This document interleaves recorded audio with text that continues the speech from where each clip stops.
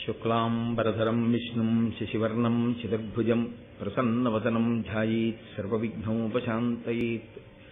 गुरुर्ब्रह्मा गुरुर्विष्णुः गुरुर्देवो महेश्वरः गुरुस्साक्षात् परब्रह्म तस्मै श्रीगुरवे नमः। व्यासाय विष्णुरूपाय व्यासरूपाय विष्णवे नमो वै ब्रह्मनिधये वासिष्ठाय नमो नमः। कूजन्तं राम रामीति मधुरं मधुराक्षरम् आरुह्य कविताशाखां वन्दे वाल्मीकिकोकिलम्। श्रुतिस्मृतिपुराणानाम् आलयं करुणालयं नमामि भगवत्पादशङ्करं लोकशङ्करम्। वागर्धाविव सम्पृक्तौ वागर्धप्रतिपत्तये जगतः पितरौ वन्दे पार्वतीपरमेश्वरौ। सूक्तिं समग्रेतु न स्वयमेव लक्ष्मीः श्रीरङ्गराजमहिषी मधुरैः कटाक्षैः। वैदग्ध्यवर्णगुणगुम्भनगौरवैर्यां कण्डूलकर्णकुहराः कवयोधयन्ति।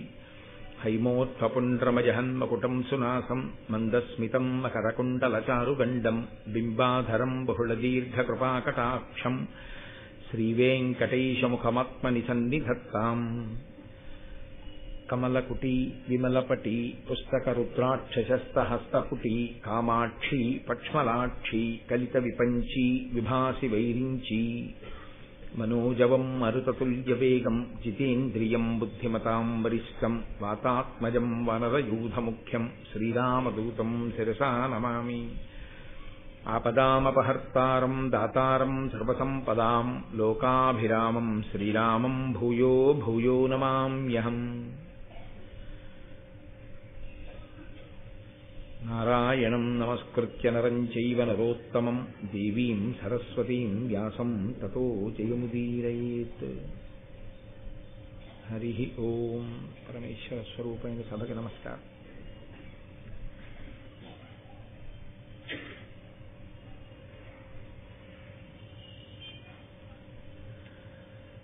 గరుత్మంతుడు తల్లిని దాస్యం నుంచి విడిపించడం కోసమని సోదరులైనటువంటి ఆ పాముల దగ్గరికి వెళ్ళి నేను ఏది చేస్తే నా తల్లి దాస్యం విడిపోతుంది అని ప్రశ్న వేసినప్పుడు ఆయన బలాన్ని దృష్టిలో పెట్టుకున్నవారై స్వార్థంతో నీవు అమృతాన్ని తీసుకుని వచ్చి ఇచ్చినట్లయితే నీ దాస్యం విడిపోతుంది అని కోరారు. మహాభారతంలో ప్రతి చోట్ల ధర్మసూక్ష్మం ఉంటుంది, గమనించవలసినటువంటి విషయం ఉంటుంది. నాలుక తడబడింది అని ఒక మాట.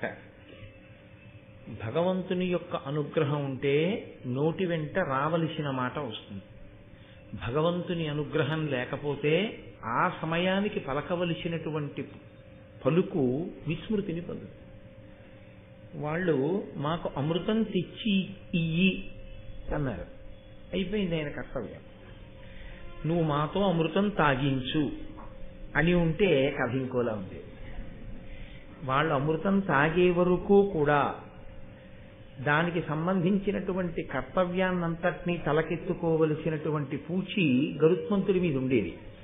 నువ్వు మాకు అమృతం తెచ్చి ఇయ్యి అంతవరకే. ఇవ్వడానికి తాగడానికి మధ్య చాలా భేదం ఉంది కదండి.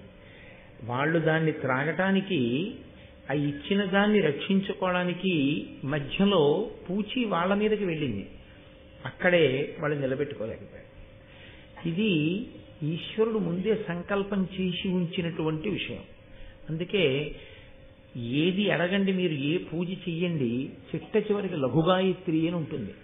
మీరు ఎవరిని ఉద్దేశించి పూజ చేసినా చిట్ట చివరికి వెళ్ళేటప్పటికీ మీరు అడిగేటటువంటి కోరిక మాత్రం ఒక్కటే అడుగుతారు. అమ్మవారిని పూజ చేశారు, తన్నో దుర్గి ప్రచోదయాత్. సరే, గాయత్రి మహామంత్రం ఎప్పుడూ ప్రచోదయాత్ ప్రచోదయాత్ ప్రచోదయాత్ అంటూనే ఉంటుంది. మీరు ఎవరిని పూజ చేశారో వారిని చిట్ట చివర మీరు అడిగేది ఏది అంటే ప్రచోదయాత్. ప్రచోదయాత్ అంటే మా బుద్ధులను ప్రేరేపించుగాక. ఆ నిర్ణయం చేసి పలికేటటువంటి వాక్కు, నిర్ణయం చేసుకోవడం ఈశ్వరానుగ్రహంగా ఉంటే అవి సక్రమంగా ఉంటాయి. అవి ఈశ్వరానుగ్రహము లోపించినవైతే చిట్ట చివరికి ఉపద్రవాన్ని తీసుకొచ్చేవిగా మారిపోతాయి.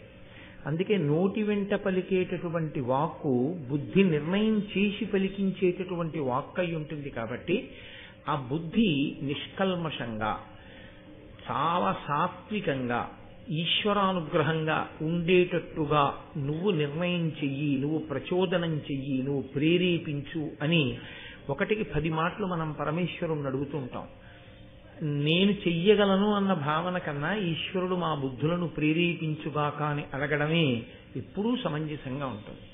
లేకపోతే ఏమవుతుందంటే నాకు ఇది ఉన్నది అన్నది అక్కడికి రాకుండా చెయ్యడంలో ఈశ్వరుడు తన వంతు పాత్ర పోషించాడనుకోండి, మనకి ఎన్ని ఉన్నాయి అన్నది కాదు, ఉన్నవన్నీ అందుబాటులోకి అప్పుడు అవసరానికి ఉపయోగపడేవిగా మారకపోతే అన్నీ ఉన్నా ఏమీ లేని వాడిగానే మారిపోతాడు.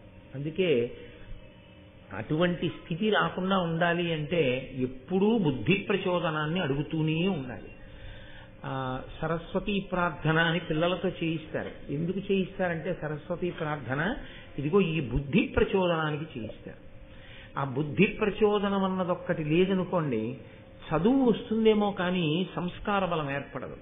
సంస్కార బలము ఏర్పడనటువంటి చదువు తల్లిదండ్రులు తల ఉంచుకోవడానికి పనికొస్తుంది, తత్సంబంధీకులందరూ తల ఉంచుకోవడానికి పనికొస్తుంది, కానీ అది అభ్యున్నతి హేతువు మాత్రం కాదు. ఈయన చేసిన నేరం ఉండదు, వీళ్ళబ్బాయే లంచం పడుతూ దొరికిపోయి జైల్లో ఉన్నాడని చెప్పుకుంటే చాలు. అంతకన్నా అపకీర్తి, అంతకన్నా సిగ్గుతో తల వంచుకోవలసిన స్థితి తల్లిదండ్రులకి ఇంకేం ఉంటుంది? ఆయన పాపం ప్రావిడెంట్ ఫండ్ అమ్మి కొడుకుని చదివించాడు, ఆయన దోషం లేదు, కానీ ఆయన ఎందుకు తల వంచుకోవాలి? ఆయన ఎందుకు క్యారేజీ పట్టుకుని జైలుకి వెళ్ళాలి? ఆ వయసులో ఆయన ఎందుకు లాయర్ దగ్గరికి వెళ్ళి ఆయన ఇన్కమ్ ట్యాక్స్ పాన్ కార్డు చూపించి బెయిల్ అప్లికేషన్ మీద ఆయన ఎందుకు సంతకం పెట్టాలి?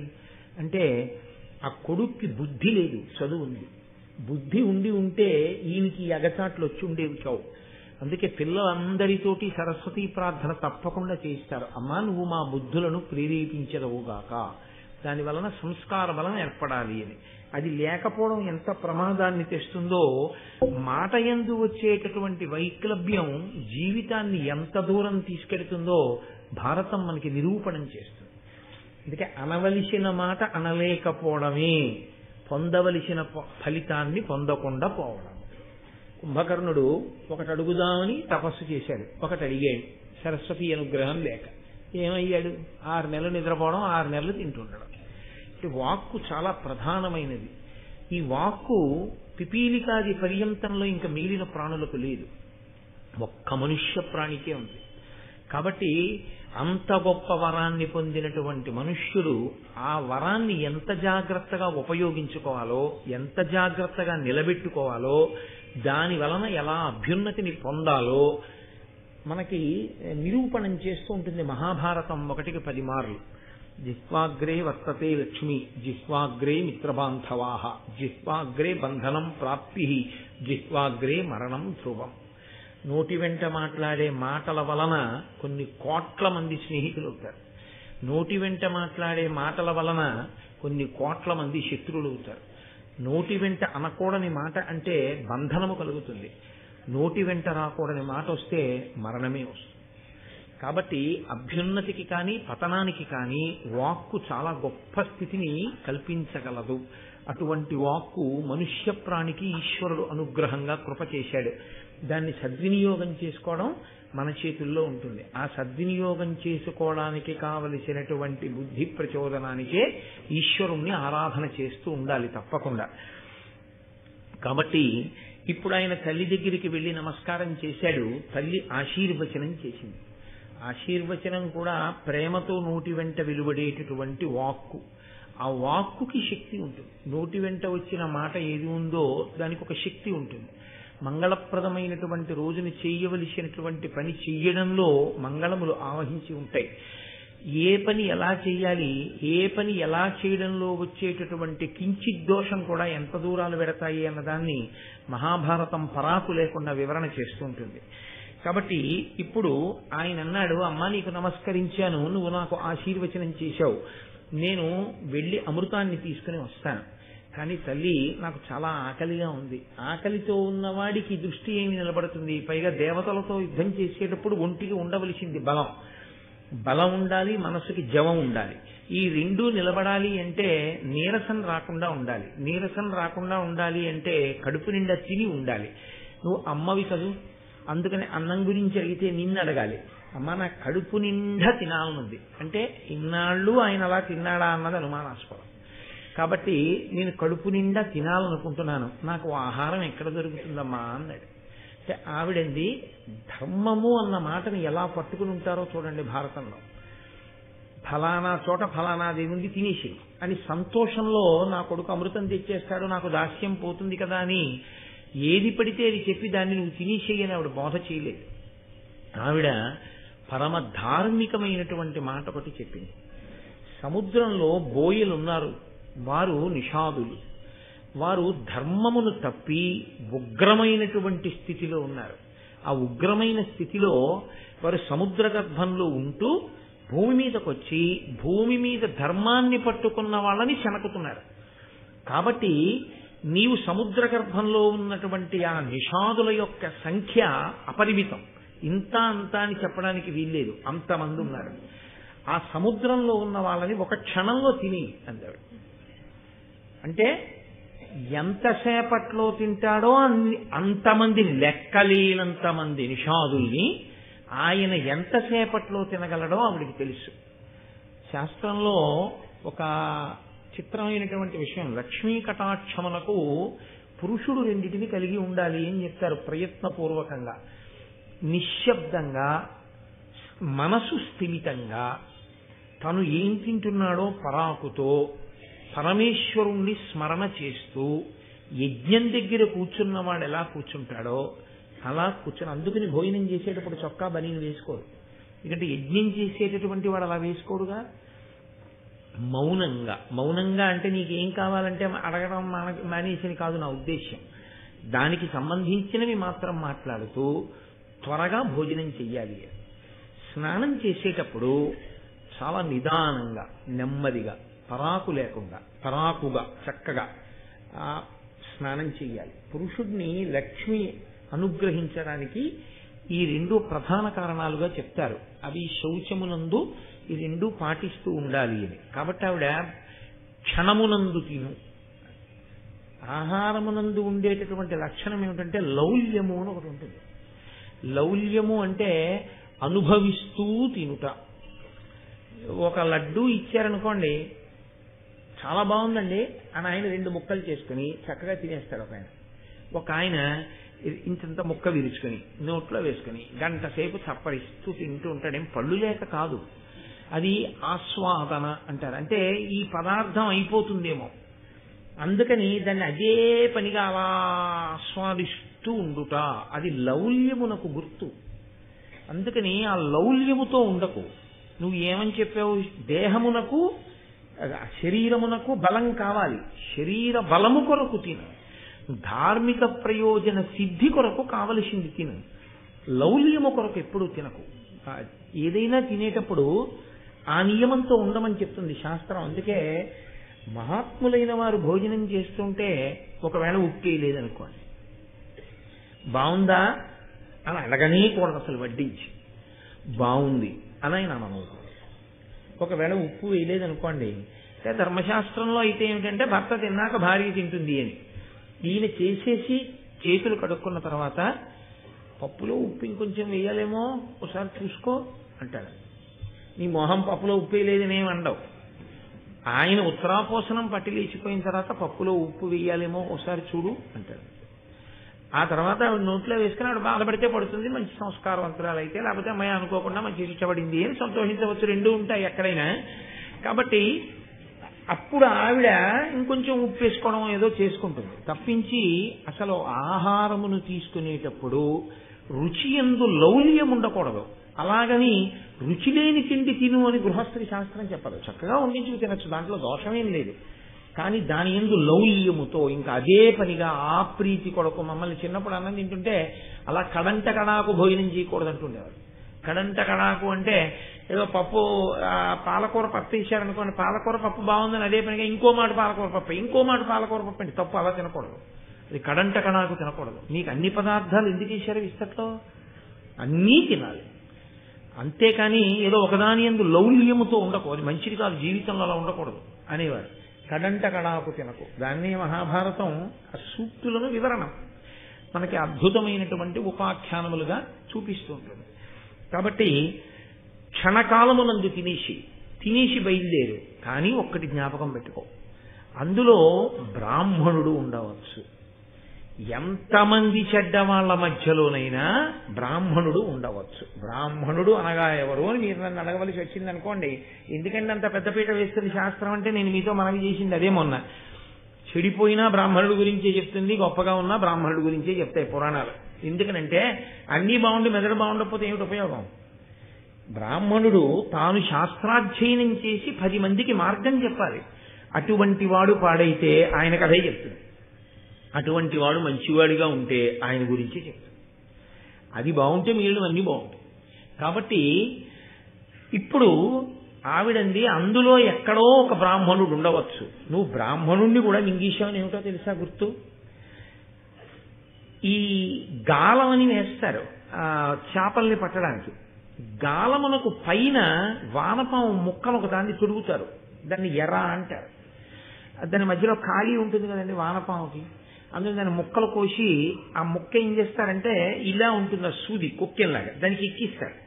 ఎక్కించి నీటిలో వదిలిపెడితే లోపల ఉన్న సూది కనపడదు, ఆ వానపాము ఒకటే కనపడుతుంది. కనపడి చేప ఏం చేస్తుందంటే కొరుకుతుంది. కొరికితే లోపల ఉన్న సూది కంఠంలో గుచ్చుకుపోతే గిలగిల్లాడుతుంది. అది గిలగిల్లాడితే పైన తాటికి కట్టినటువంటి తేలుతున్న పేకబెత్త ముక్క కదులుతుంది. అది కదిలితే కింద చేప కొరికిందని గుర్తు. ఆయన ఇలా అంటాడు, అంటే కుక్కెంతో సహా చేప వచ్చి ఒడ్డున పడిపోతుంది. ఏ ఇంద్రియ లౌల్యమునకు ఆహార లౌల్యమునకు చేప కొరికిందో ఆ లౌల్యము వలననే చేప ఆహారం అయిపోతుంది జాలరికి. కాబట్టి లోపల ఉన్నటువంటి సూది గుచ్చుకున్నట్లు బ్రాహ్మణుణ్ణి మింగావని గుర్తేమిటంటే కంఠం వరకు వెళ్ళి కంఠాన్ని దాటి లోపలికి వెళ్ళడు. నిప్పు కణిక కంఠంలో పెట్టుకున్నట్టు మండుతాడు కక్కి బయటికి, తప్ప ఆయన్ని మింగకు. ఇందువలన అంటే ఆయన అధర్మముతో ఉన్న బ్రాహ్మణుడు కాడు. అధర్మంతో ఉన్నవాడైతే వాడు పోతాడు లోపలికి. ధార్మికుడై ఉంటే నిప్పు కణికలా ఇక్కడ ఉంటాడు. ఆ మండినప్పుడు వెంటనే బయటికి విడిచిపెట్టేసేయి, తప్ప మింగకు. ఎందుకు మింగవద్దని నేను చెప్తున్నానో తెలుసా? రయమున మృంగుడు కాలము క్రియనెవ్వడు కంఠబలము క్రిందికి చనక అగ్నియపోలి నేర్చుచుండును భయరహిత వాని నెరుగు బ్రాహ్మణుగానం. ఆ కంఠంలోకి వెళ్లకుండా నిప్పు కణికలా ఉన్నటి వాడు ఉన్నాడే ఆయన బ్రాహ్మణుడు. ఆయన్ని మింగితే ఏమవుతుందో తెలుసా? ఆయన కోపం వస్తుంది. పరమధార్మికుడైనటువంటి వాడికి కానీ కోపం వచ్చిందా? బ్రాహ్మణుడికి నోటి వెంట కోపంతో కూడిన వాక్కు వస్తుంది.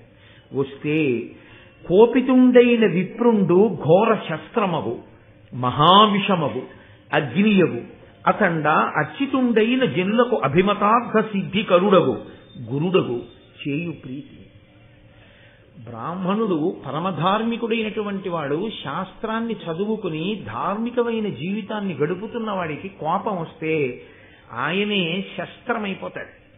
శస్త్రము అంటే అస్త్రము వేరు, శస్త్రం వేరు. శస్త్రాన్ని మీరు మీ బలంతో గుచ్చవలసి ఉంటుంది. ఒక కత్తి ఉందనుకోండి, అది పెట్టి నరుకుతారు ఆ శత్రువుని. ఓ గొడ్డలు ఉంది, అది పెట్టి ప్రహారం చేస్తారు. బ్రహ్మాస్త్రం ఉందనుకోండి, దాన్ని ఒక గడ్డి పరక మీద కూడా అభిమంత్రించి విడిచిపెట్టేస్తారు. అది మంత్రశక్తి, బ్రహ్మాస్త్రము మొదలైనవి. కాబట్టి బ్రాహ్మణుడు శస్త్రమగు, ఆయనే కత్తి అవుతాడు, గొడ్డలవుతాడు, బల్యం అవుతాడు, చంపేస్తాడు.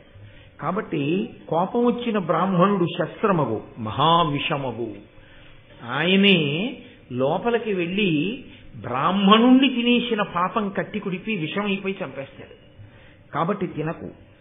అగ్నియగు, అతడు అగ్నిహోత్రమై కాల్చేస్తాడు.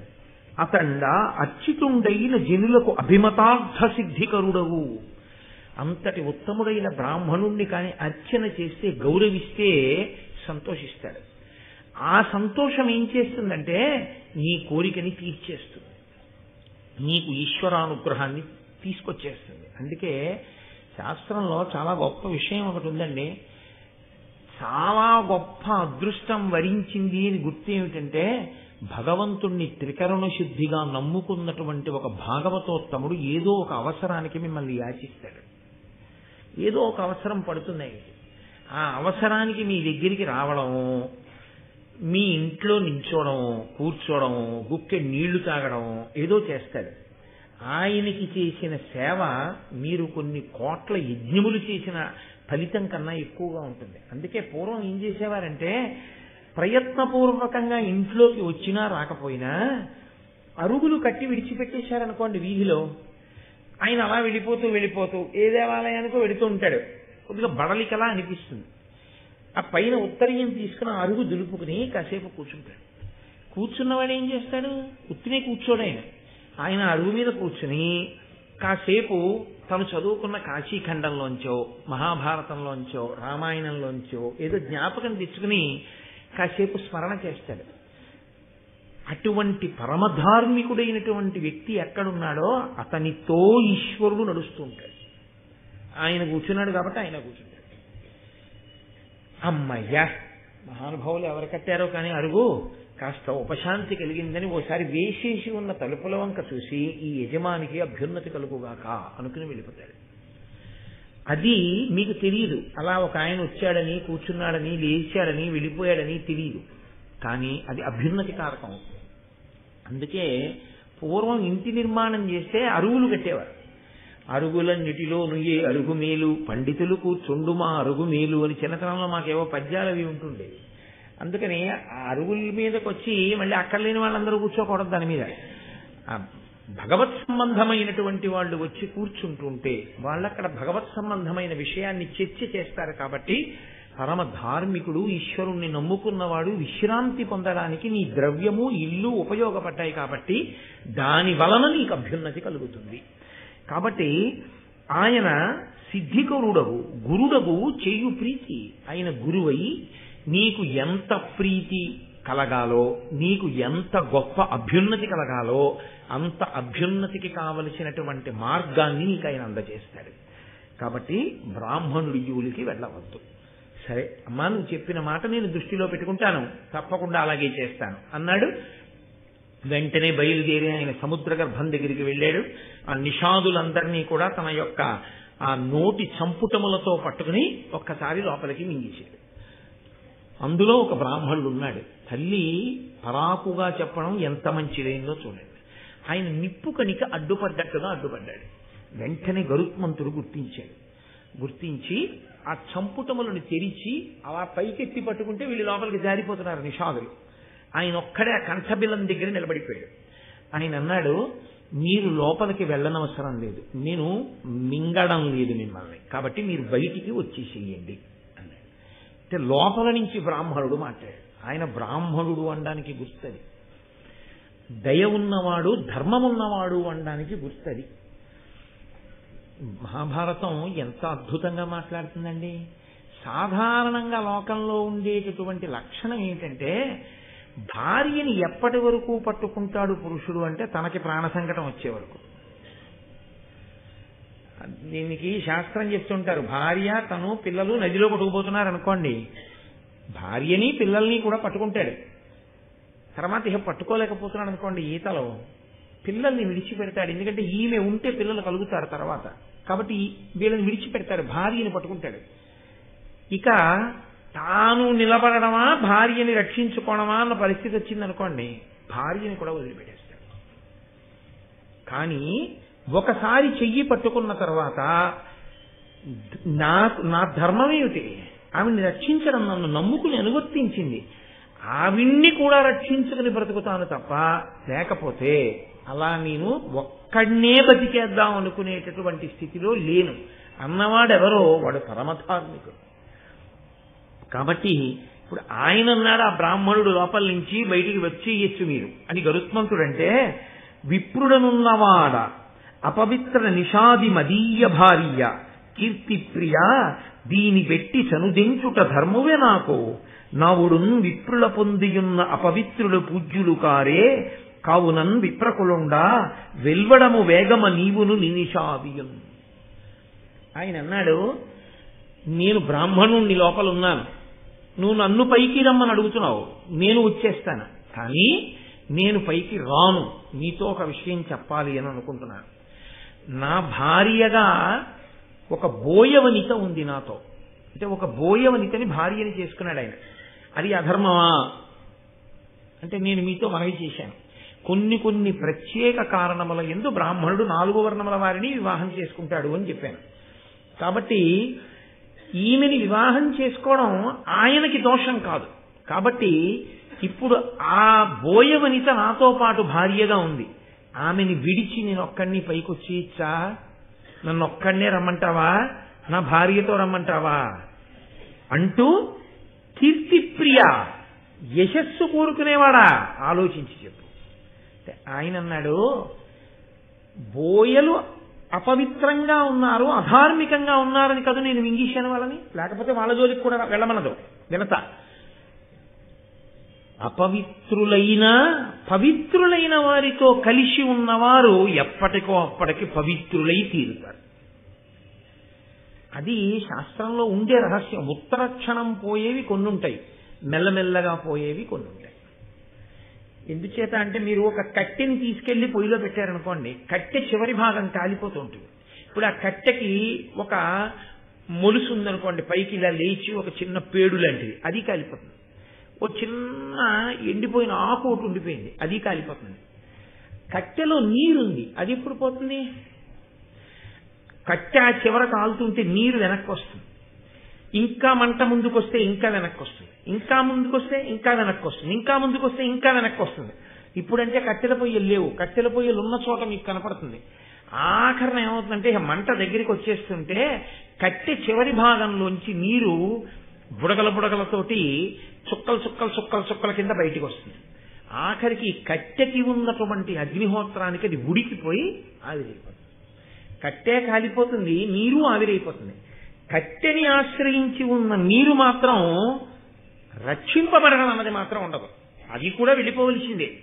కట్టె బూడిదైపోతే కట్టెలో ఉన్న నీరు ఆవిరైపోవలసిందే. ఎప్పటికీ అంటుకున్న మొలుసు ఎండాకు వెంటనే కాలిపోతే నీరు చివరికి ఆవిరైపోతుంది తప్ప ఆవిరవ్వకుండా ఉంటుందని చెప్పడానికి మాత్రం కుదరదు. అపవిత్రులకు పవిత్రుల కూడిన అపవిత్రులు కూడా ఎప్పుడో అప్పటికి మారుతారు, వెంటనే మారకపోవచ్చు, కానీ ఎప్పటో అప్పటికి మారుతారు. కూడి ఉంటే వాడంతటా వాడు పవిత్రుల నుంచి దూరం అయిపోయాడు అనుకోండి, వాడి కర్మ ఇక బాగా అయ్యే అవకాశం లేదు. కాబట్టి ఇప్పుడు నీతో కూడి ఉన్న నీ భార్య ఉన్నదే, ఆమెను విడవమని నేను ఎందుకు చెప్తాను ధర్మం? ఇది కీర్తిప్రియ అన్నమాటకు అర్థం, ఆ విచక్షణ.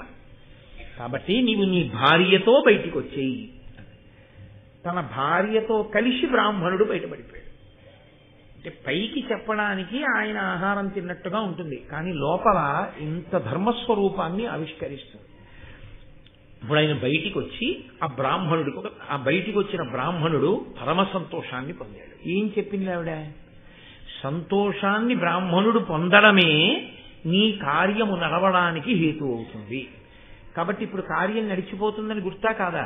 అమృతాపహరణం చేసేస్తాడా? చేయడా? చేసేస్తాడు, ముందే తెలిసిపోయిందంతే. కాబట్టి ఇప్పుడు ఆయన నిషాదులందరినీ తినేసి ఒక్కసారి పైకి ఎగిరాడు. ఆకలి తీరలేదు, అమ్మ తినమంది, కానీ అనంతమైన ఈ నిషాదుల్ని తినడం వల్ల ఆయనకేమీ ఆకలి తీరలేదు, ఇంకా ఆకలిస్తోంది. అర్ధాకలి మరీ దారుణంగా ఉంటుంది. ఆకలి కన్నా దారుణం అర్ధాకలి. సగమే కడుపు నిండి విస్తర దగ్గర నుంచి లేచిపోవడం అనేటటువంటిది దారుణమైన విషయం. అందుకే వడ్డన చేసేవాళ్ళు ఉంటారు చూశారు, ఎవరు పడితే వాళ్ళు వెళ్ళి వడ్డన చేయడానికి అక్కడ పదార్థాలు ఉన్నాయి కదా అని పట్టుకోకూడదు. ఆ పట్టుకునేటటువంటి దుడుకు స్వభావం ఆపదలు తీసుకొస్తుంది. వడ్డన కొంతకాలం బాగా పరిశీలనం చేసి ఇలా వడ్డించాలన్నమాట అన్నది నేర్చుకుంటే తప్ప ఎవరు పడితే వాళ్ళు వెళ్ళిపోయి ఏది పడితే అది పట్టేసుకుని ఎవరికి పడితే వాళ్ళకి వడ్డన చెయ్యకూడదు. ఎందుకో తెలుసా అండి? ఒక మహాత్ముడు పంక్తిలోనే ఉన్నాడు. ఆయన ఏదో పులుసు అన్నం దాకా వచ్చాడు, ఇంకొంచెం పులుసు పోసుకుందాం అనుకున్నాడు. మజ్జిగలోకి అన్నం చాలా అని మీరు అడిగారు అనుకోండి, నేను ఇంకొంచెం పులుసు పోసుకుందాం అనుకుంటున్నాను అని ఆయన అనలేదు. ఎందుకని అంటే మీరు మజ్జిగలోకి అన్నం చాలా అని అడిగారు, ఇంకా ఆయన ఇంకొంచెం పులుసు పోసుకుంటానమ్మా, నాకు ఇంకొంచెం అన్నం పెట్టండి అని ఏమంటాడు? ఆయనకి సిగ్గు కలుగుతుంది. ఆయన అంటాడు చాలమ్మా అంటాడు అని ఆ మజ్జిగ అన్నం తినేసి లేచిపోతాడు. ఇప్పుడు ఆ పాపం ఎవరి ఖాతాలో వేయాలి? మజ్జిగలోకి అన్నం చాలా అని అడిగిన వాళ్ళ ఖాతాలోనే వేయాలి. ఎవడు వడ్డించమన్నాడు నీకు చేతావాత కాకుండా? కాబట్టి వడ్డన సామాన్యమైన విషయం ఏం కాదు. అది అంత జాగ్రత్తగా అంత ప్రేమతో వడ్డించడం అనేటటువంటి మర్యాద తెలిసి ఉండాలి. తెలిసి ఉంటేనే వడ్డించాలి. ఆయన తినగలిగిన దానికన్నా అదే పనిగా వడ్డించకూడదు. చాలా ఇబ్బంది కలుగుతుంది.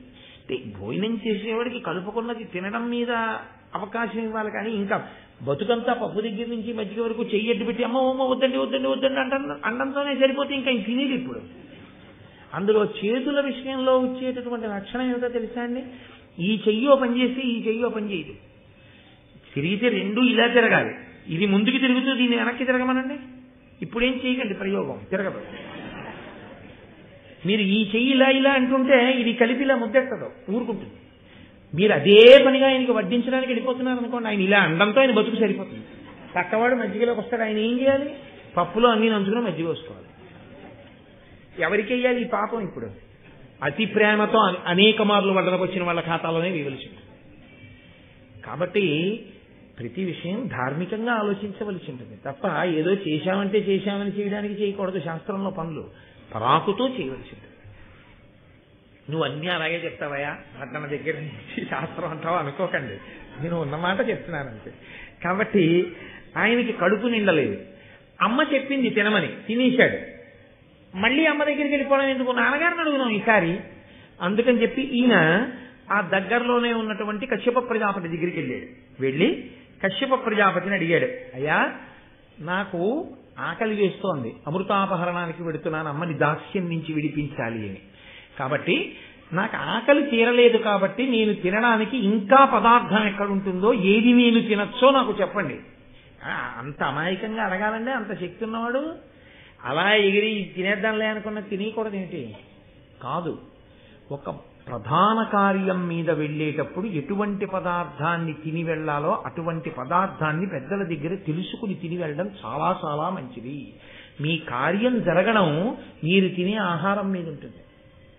మీరు తినే ఆహారం కూడా మీకు అటువంటి లక్షణాన్ని ఇవ్వాలి. మంచి రోహిణీ కార్తిలో హవిస్సుని ఇవ్వడానికి వెళ్ళేవాడు కాసిన పాలు తాగి పెడితే తప్పేం లేదు. కానీ ఏదో ప్రధానమైంది, ఏ 9 గంటలకో ఉదయం ఏ యాగశాలలోనో కూర్చుని ఒక 2 గంటలు ప్రసంగం చెయ్యాలి అని వెడుతున్నవాడు పెట్టారు కదా నూనె ఓడిపోతున్నటువంటి గారిలో, నీతిలో గారిలో ఒక అరడజం తినేసి వెళ్ళిపోయాడు అనుకోండి, ఇంకా 5 నిమిషాలకు ఒకసారి నాలుక పెడచకట్టేస్తుంది. దాహాన్ని కల్పించే పదార్థాన్ని తీసుకోకూడదు. దాహాన్ని సంతృప్తం చేసేటటువంటి పదార్థాన్ని తీసుకోవాల్సి ఉంటుంది. అందుకే కూల్ డ్రింక్ వేసవికాలంలో తాగడం ఈ దేశానికి తెలియదు. ఈ దేశానికి ఏం తెలుసు అంటే మజ్జిగ తాగడం తెలుసు. ఎందుకని అంటే అది దాహాన్ని అణుస్తుంది, శరీరమునకు ఇతర రకములైన ప్రకోపం లేకుండా చేస్తుంది. చల్లగా వేడిగా ఉన్నప్పుడు మీరు చల్లటి కూల్ డ్రింక్ తాగండి, నాలుకకి బాగుంటుందేమో, కంఠానికి బాగుంటుందేమో, ఉత్తర క్షణంలో అనారోగ్యం పటమరిస్తుంది. కాబట్టి ప్రతి చిన్న విషయాన్ని మహాభారతం స్పృశిస్తుంది. ఎందుకు కశ్యప ప్రజాపతిని అడిగి తిన్నాడో మీకు ఎదర తెలుస్తుంది. అంటే కశ్యప ప్రజాపతి అన్నాడు, నాయన ఇక్కడికి దగ్గరలో ఒక పెద్ద సరస్సు ఉంది. ఆ సరస్సులో ఒక తాబేలు ఉంటుంది, ఒడ్డున ఒక ఏనుగు ఉంటుంది. నీటిలో తాబేలుకి ఒడ్డునున్న ఏనుగుకి యుద్ధం ఎందుకు? కానీ ఆ ఇద్దరు ఎప్పుడూ కొట్టుకుంటుంటారు. వాళ్ళిద్దరూ ఎందుకు కొట్టుకుంటారంటే ఒంట్లో బలం ఉంది. బలం ఎక్కడదంటే తినడం వల్ల వచ్చింది. ఆ ఏను వెళ్ళి తినొస్తుంది, తాబేలు లోపలికి వెళ్ళి తినొస్తుంది. తిని రావడం ఎందుకంటే కొట్టుకోవడానికి. అలా కొట్టుకుంటుంటారు ఇద్దరు. ఇద్దరిలో ఎవరు ఎవరికి లొంగరు, అలా కొట్టుకుంటూనే ఉంటారు. ఆ ఇద్దరూ కొట్టుకుంటూ ఉండేటటువంటి వాళ్ళు ఉన్నారే, ఆ తాబేలు ఏనుగు, వాటిని గజకచ్చపములు అని పిలుస్తారు. ఇప్పటికీ గజకచ్చపాల దెబ్బలాడుకుంటున్నారా అంటారు. మహాభారతంలోంచి రామాయణంలోంచే సూక్తులన్నీ వచ్చాయి.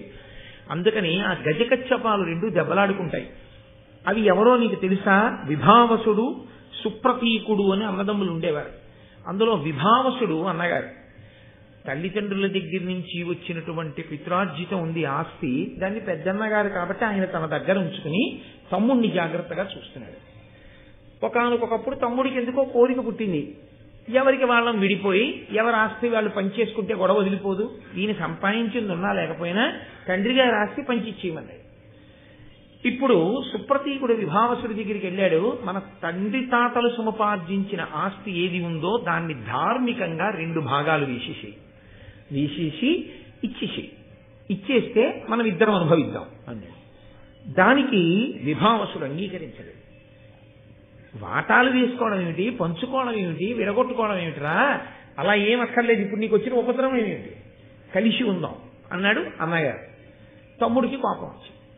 అన్నయ్యని అధిక్షేపించాడు.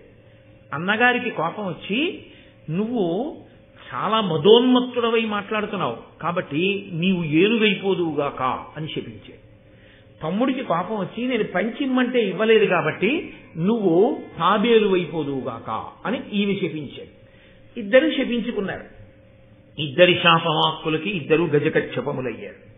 గజకచ్చపములైతే అందులో ఈ తాబేలు 3 ఆమడల పొడుగు 10 ఆమడల వెడల్పు, అంత పెద్దగా తాబేలు, సామాన్యమైంది కాదు కదండి, ఎందుకంటే శాపవాక్కులతో వచ్చింది.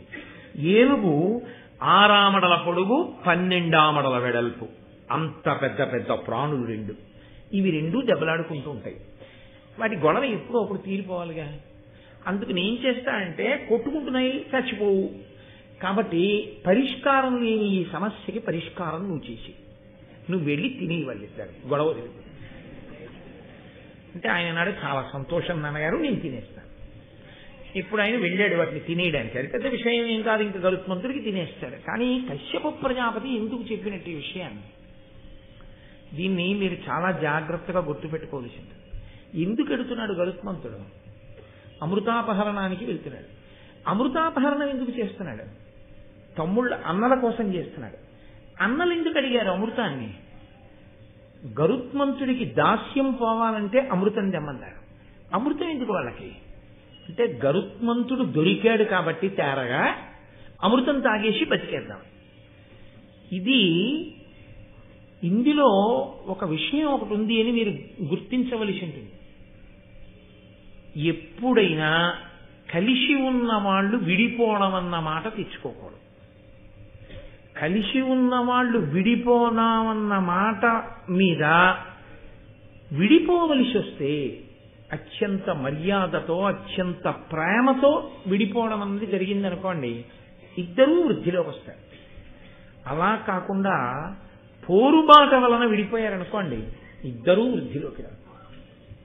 ఎందువలన అంటే, దెబ్బలాడుకుని విడిపోవడం అంటూ ఒకసారి జరిగిన తర్వాత ఇంకా తర్వాత మళ్ళీ ఆ కారణం పూర్తయిపోయింది కదండి, దెబ్బలాట ఏదో ఒకటి విడిపోయాం కదండి, అది ఇంకిక్కడి నుంచి కలిసి ఉందామన్నది కుదిరేది కాదు.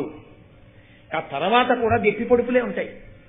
మిగిలేది ఏమిటంటే ఇంకా జాతి వైరం ఏర్పడిపోయి ఆ కుటుంబానికి ఈ కుటుంబానికి, ఈ ఇంటి మీద పక్షి ఆ ఇంటి మీద వాలదు, నిష్కారణంగా శత్రుత్వాలు ప్రబలిపోతాయి. అందుకే భూమిని పంచుకోండి, అధికారాన్ని పంచుకోండి, నీటిని పంచుకోండి, ఇంట్లో ఉన్న వస్తువుల్ని పంచుకోండి.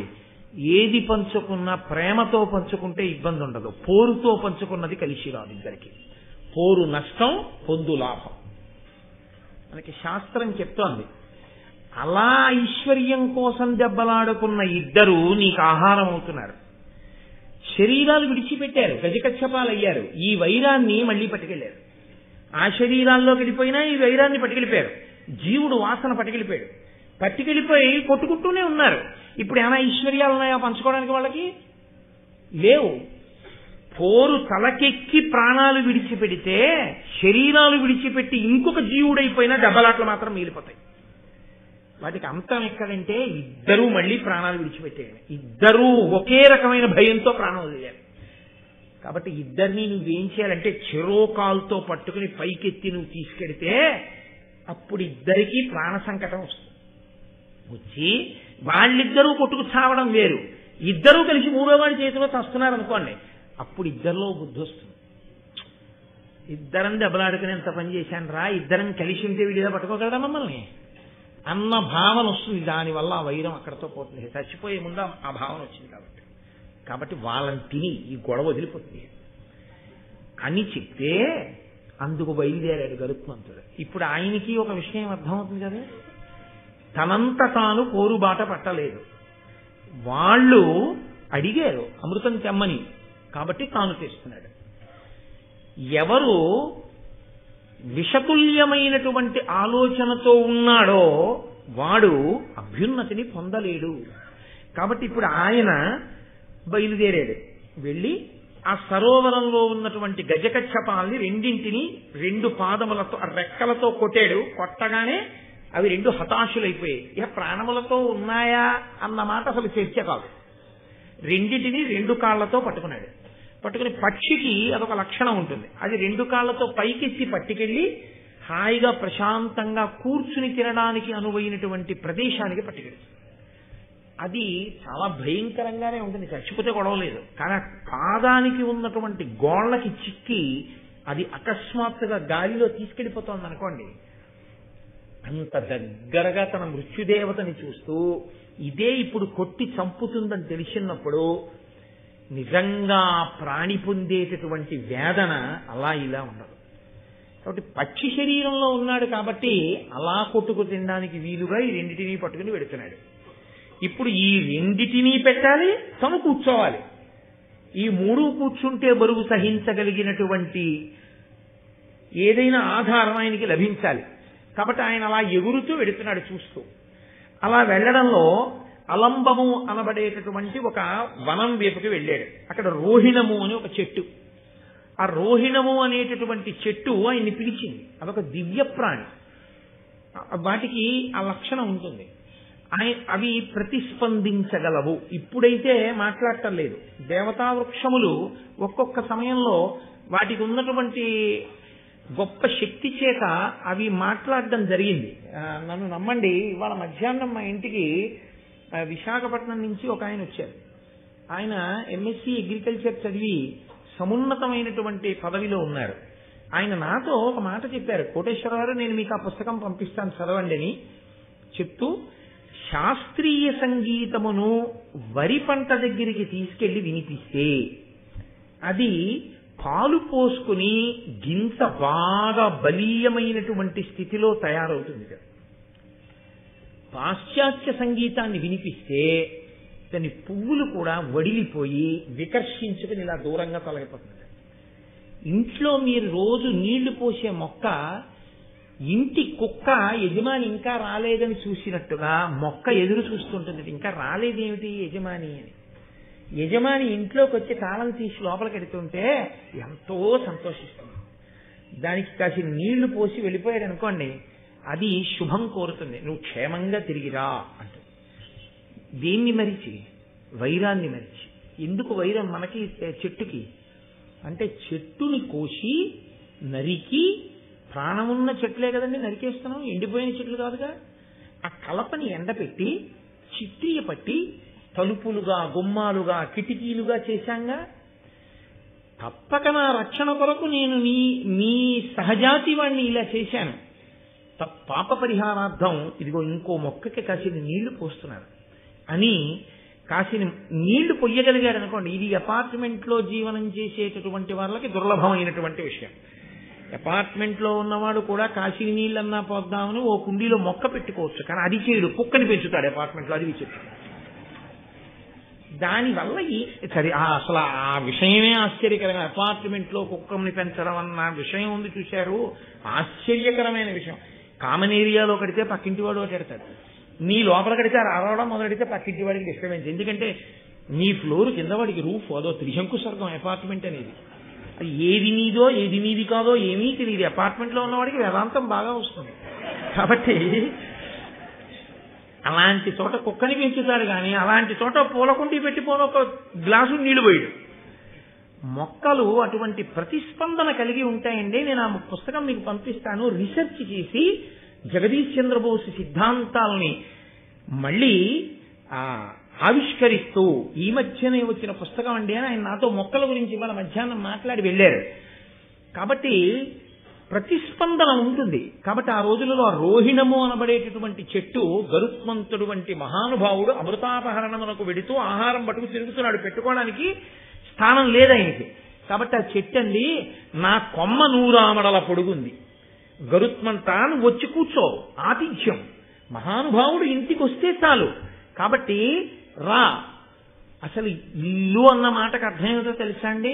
మహాత్ములు లోపలికి వచ్చి వెళ్ళడాన్ని అపేక్షింపబడినది అని తప్ప ఎప్పుడూ ఆ ఇంటి గడప దాటి లోపలికి మహాత్ములు అన్న వాళ్ళు రాలేదనుకోండి, అది ఇల్లు కాదు ఇంకొకటి. అందుకే house is built with bricks and home is built of hearts అని ఇంగ్లీష్లో ఒక ప్రొవర్బ్. గుండెలతో కట్టింది గృహం, ఇటకలతో కట్టింది ఇల్లు. కాబట్టి నీవు వచ్చిన కొమ్మ మీద పెట్టుకున్న ఆహారాన్ని తిను అంటే ఆయన వెళ్ళి ఆ రెండింటిని గజగచ్చపాలని ఆ కొమ్మ మీద పెట్టాడు.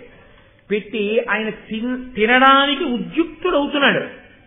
పెళ పెళ పెళ పెళ శబ్దంతో ఈయన బరువుకి అందులో అంత వేగంతో వచ్చి వాలినప్పుడు కొమ్మ ఊగుతుంది. ఈ రెండు ప్రాణుల బలానికి ఆ కొమ్మ పెళ పెళ పెళ పెళ శబ్దంతో విరిగి కింద పడిపోతాం. విరిగిపోతే వచ్చిన నష్టం ఏంది? మళ్ళీ రెండింటిని పట్టుకుని ఎగిరిపోవచ్చు. కానీ దానికి వాలకిల్యులు ఎలాడుతున్నారు. వాలకిల్యులు ఆశ్చర్యకరమైనటువంటి జననం ఉన్నవారు. పౌరాణిక వాంగ్మయంలో ఎక్కువ కనపడతారు, భారతం కాదు. కానీ బ్రహ్మవైవర్త పురాణంలో వాలకిల్యుల గురించి చాలా విశేషంగా వర్ణన చేస్తారు. వారు స్వయంగా బ్రహ్మగారి యొక్క కుమారులు. వాళ్ళు ఆజన్మ బ్రహ్మచారులు, ఎప్పుడూ బ్రహ్మచర్యంతో ఉంటారు, ఊర్ధ్వరేతస్కులు. వాళ్ళ శరీరాలు కూడా బొటనవేలు ఎంత ఉంటుందో అంతే ఉంటాయి. అంగుష్ట మాత్రమైనటువంటి శరీరములు ఉన్నవాళ్ళు, కానీ అపారమైన వాగ్బలం ఉన్నవారు. వారికి ఉన్న తపశ్శక్తి చేత వారు నోరు తెరిచి ఓ మాట అంటే అయిపోతుందంటే అంత వాక్శక్తి ఉన్నవారు, అంతటి తపోనిష్టాగరిష్ఠులు. వాళ్ళు తలకిందులుగా వేలాడుతూ సూర్యకిరణములను ఆహారంగా తింటూ తపస్సు చేస్తున్నారు. అలాంటి వాళ్ళు కొన్ని వేల మంది వాలకిల్యులు ఆ తేనె పట్టు పట్టినట్టుగా ఆ కొమ్మనంతటినీ పట్టుకుని ఉన్నారు. వాళ్ళు అంగుష్ట మాత్రమే ఉండడంలో ఈయన కూర్చుని కొమ్మ విరిగిపోయిన తర్వాత కనబడ్డారు వాళ్ళు. ఇప్పుడు ఆయన కొమ్మను వదిలేశాడంటే వాలకిల్యుల శరీరాలన్నీ శిథిలమైపోతాయి. అంతటి మహాత్ములు కానీ నలిగిపోయారా ఉపద్రవం వస్తుంది. కాబట్టి ఇప్పుడు వాళ్ళు పడిపోకూడదని రెండు కాళ్లతోటి తాబేటిని, ఏ తాబేలు ఏనుగు పట్టుకుని ముక్కుతోటి కొమ్మ పట్టుకుని ఆకాశంలోకి ఎగిరిపోయాయి. వాలకిల్యులు కొమ్మకు అలాగే ఉండిపోయారు. 100 ఆమడల పొడుగున్న కొమ్మకి వేలాడుతున్న వాలకిల్యులు, వాళ్లతో ముందుకు వంగి గరుత్మంతుడు, నోటిలో కొమ్మ, 2 పాదములకు గజకచ్చపాలు పట్టుకుని వెడుతున్నాడు. అంటే అసలు ఆయన తేజస్సు, ఆయన బలం, ఆయన శక్తి, ఆయన ధార్మికత, ఆయన విజ్ఞత మీరొక్కసారి పరిశీలన చేయండి. ఇప్పుడు ఆపదే వచ్చింది, కొమ్మ విరిగిపోయింది. ఎన్నాళ్ళు తిరుగుతుంటాడు ఇలా వీళ్ళని అట్టుకుని. కాబట్టి ఆయన తిన్నగా గంధమాదన పర్వతం మీదకి వెళ్ళాడు. మీరు గంధమాదన పర్వతం ఇప్పటికీ బదరీ వెడుతుంటే కనపడుతుంది. ఆ గంధమాదన పర్వతం మీదకి వెళ్ళి అక్కడ కశ్యప ప్రజాపతి తపస్సు చేసుకుంటున్నారు. ఆయన దగ్గరికి వెళ్ళి నిలబడ్డాడు. నాన్నగారు, ఇదిగో ఉపద్రవం వచ్చింది, మీరు ఆహారం తినమన్నారు, నేను అవి కొమ్మ మీద పెడితే కొమ్మ విరిగిపోయింది, దీనికి వాలకిల్యులు ఉన్నారు, నేను ఏం చెయ్యాలని అడిగాడు. అప్పుడు కశ్యప ప్రజాపతి చూసి అన్నాడు, ఆ వాలకిల్యుల్ని చూసి ప్రార్థన చేశాడు. నా కొడుకు ధార్మికుడు, ఒక మంచి కార్యం మీద బయలుదేరాడు, అనుకోకుండా ఈ ఉపద్రవం వచ్చింది, మీ అంత మీరే అనుగ్రహించి, అనుకోకుండా జరిగినటువంటి పరిణామమే తప్ప కావాలని చేసిన అపకారం కాదు. ఆహారం తినడం కోసం అర్ధాకలితో ఉన్నవాడు బయలుదేరి ఆ కొమ్మ పిలిస్తే పెట్టాడు. ఆగుతుందని ఆ కొమ్మ అనుకుంది, చెట్టు అనుకుంది, కానీ కొమ్మ విరిగిపోయింది ఆయన బలానికి. కాబట్టి మీరే ఆ కొమ్మని విడిచిపెట్టి కిందకి దిగిపోయి ఆయన భూమికి బాగా దగ్గరగా కొమ్మని తీసుకొస్తాడు. మీరు భూమి మీదకి దిగిపోండి, దిగిపోయి వేరొక ప్రదేశానికి తపస్సు చేసుకోవడానికి వెళ్ళిపోండి. అప్పుడు నా కొడుకు ఈ 2 ప్రాణులను తీసుకుని ఎక్కడో పెట్టుకుని తింటాడు. కశ్యప ప్రజాపతి చేసిన ప్రార్థనకి ఆ వాలకిల్యులు దిగిపోయారు. అది మీరు మానసికంగా ఒకసారి ఊహ చేయండి. అదొక అద్భుతమైన చిత్రం అసలు గరుత్మంతుడి జీవితంలో. ఎందుకంటే ఈ గజకచ్చపాలు భూమికి తగలితే వాలకిల్యులు దిగడానికి ఉండదు. ఎందుకంటే వాళ్ళ పొడుగు అటువంటిది, వాళ్ళిద్దరిది, తాబేలుది ఏనుగుది. వాలకిల్యులు దిగడానికి దింపాలి అని వీళ్ళు రెండింటిని వదిలితే ఇబ్బందికరంగా ఉంటుంది. బట్ కొంచెం ప్రాణం ఉందనుకోండి మళ్ళీ కొట్టుకుంటాయి, లేదా అటు ఇటు పారిపోతాయి. అందుకని ఇప్పుడు ఆయన ఏం చేశాడంటే ఇలా వంగాడు, ఈ రెండిటిని పాదాలతో పట్టుకుని పైకెత్తి పట్టుకుని ముక్కుతో ఉన్న కొమ్మ భూమికి దగ్గరగా ఉండేటట్టు ఉంచాడు. బొట్టన వేలంతా ఉండేటటువంటి వాలకిల్యులు కొమ్మ మించి భూమి మీదకి దూకేశారు. ఏదో పారాషూట్లు పట్టుకుని విమానంలోంచి దూకినట్టు దూకారు వాళ్ళు. దూకి వాళ్ళందరూ తపస్సు చేసుకోవడానికి హిమాలయ పర్వతాల వైపుకి వెళ్ళిపోయారు. ఆ కొమ్మని ముక్కుతో ఇలా పారేసి ఈ గజకచ్చపాలను పట్టుకుని వెళ్ళిపోవచ్చు.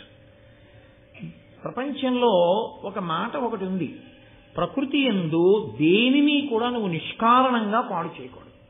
నువ్వు చేసే పని వల్ల ఎవరికి ఏ ఆపద కలగకూడదు.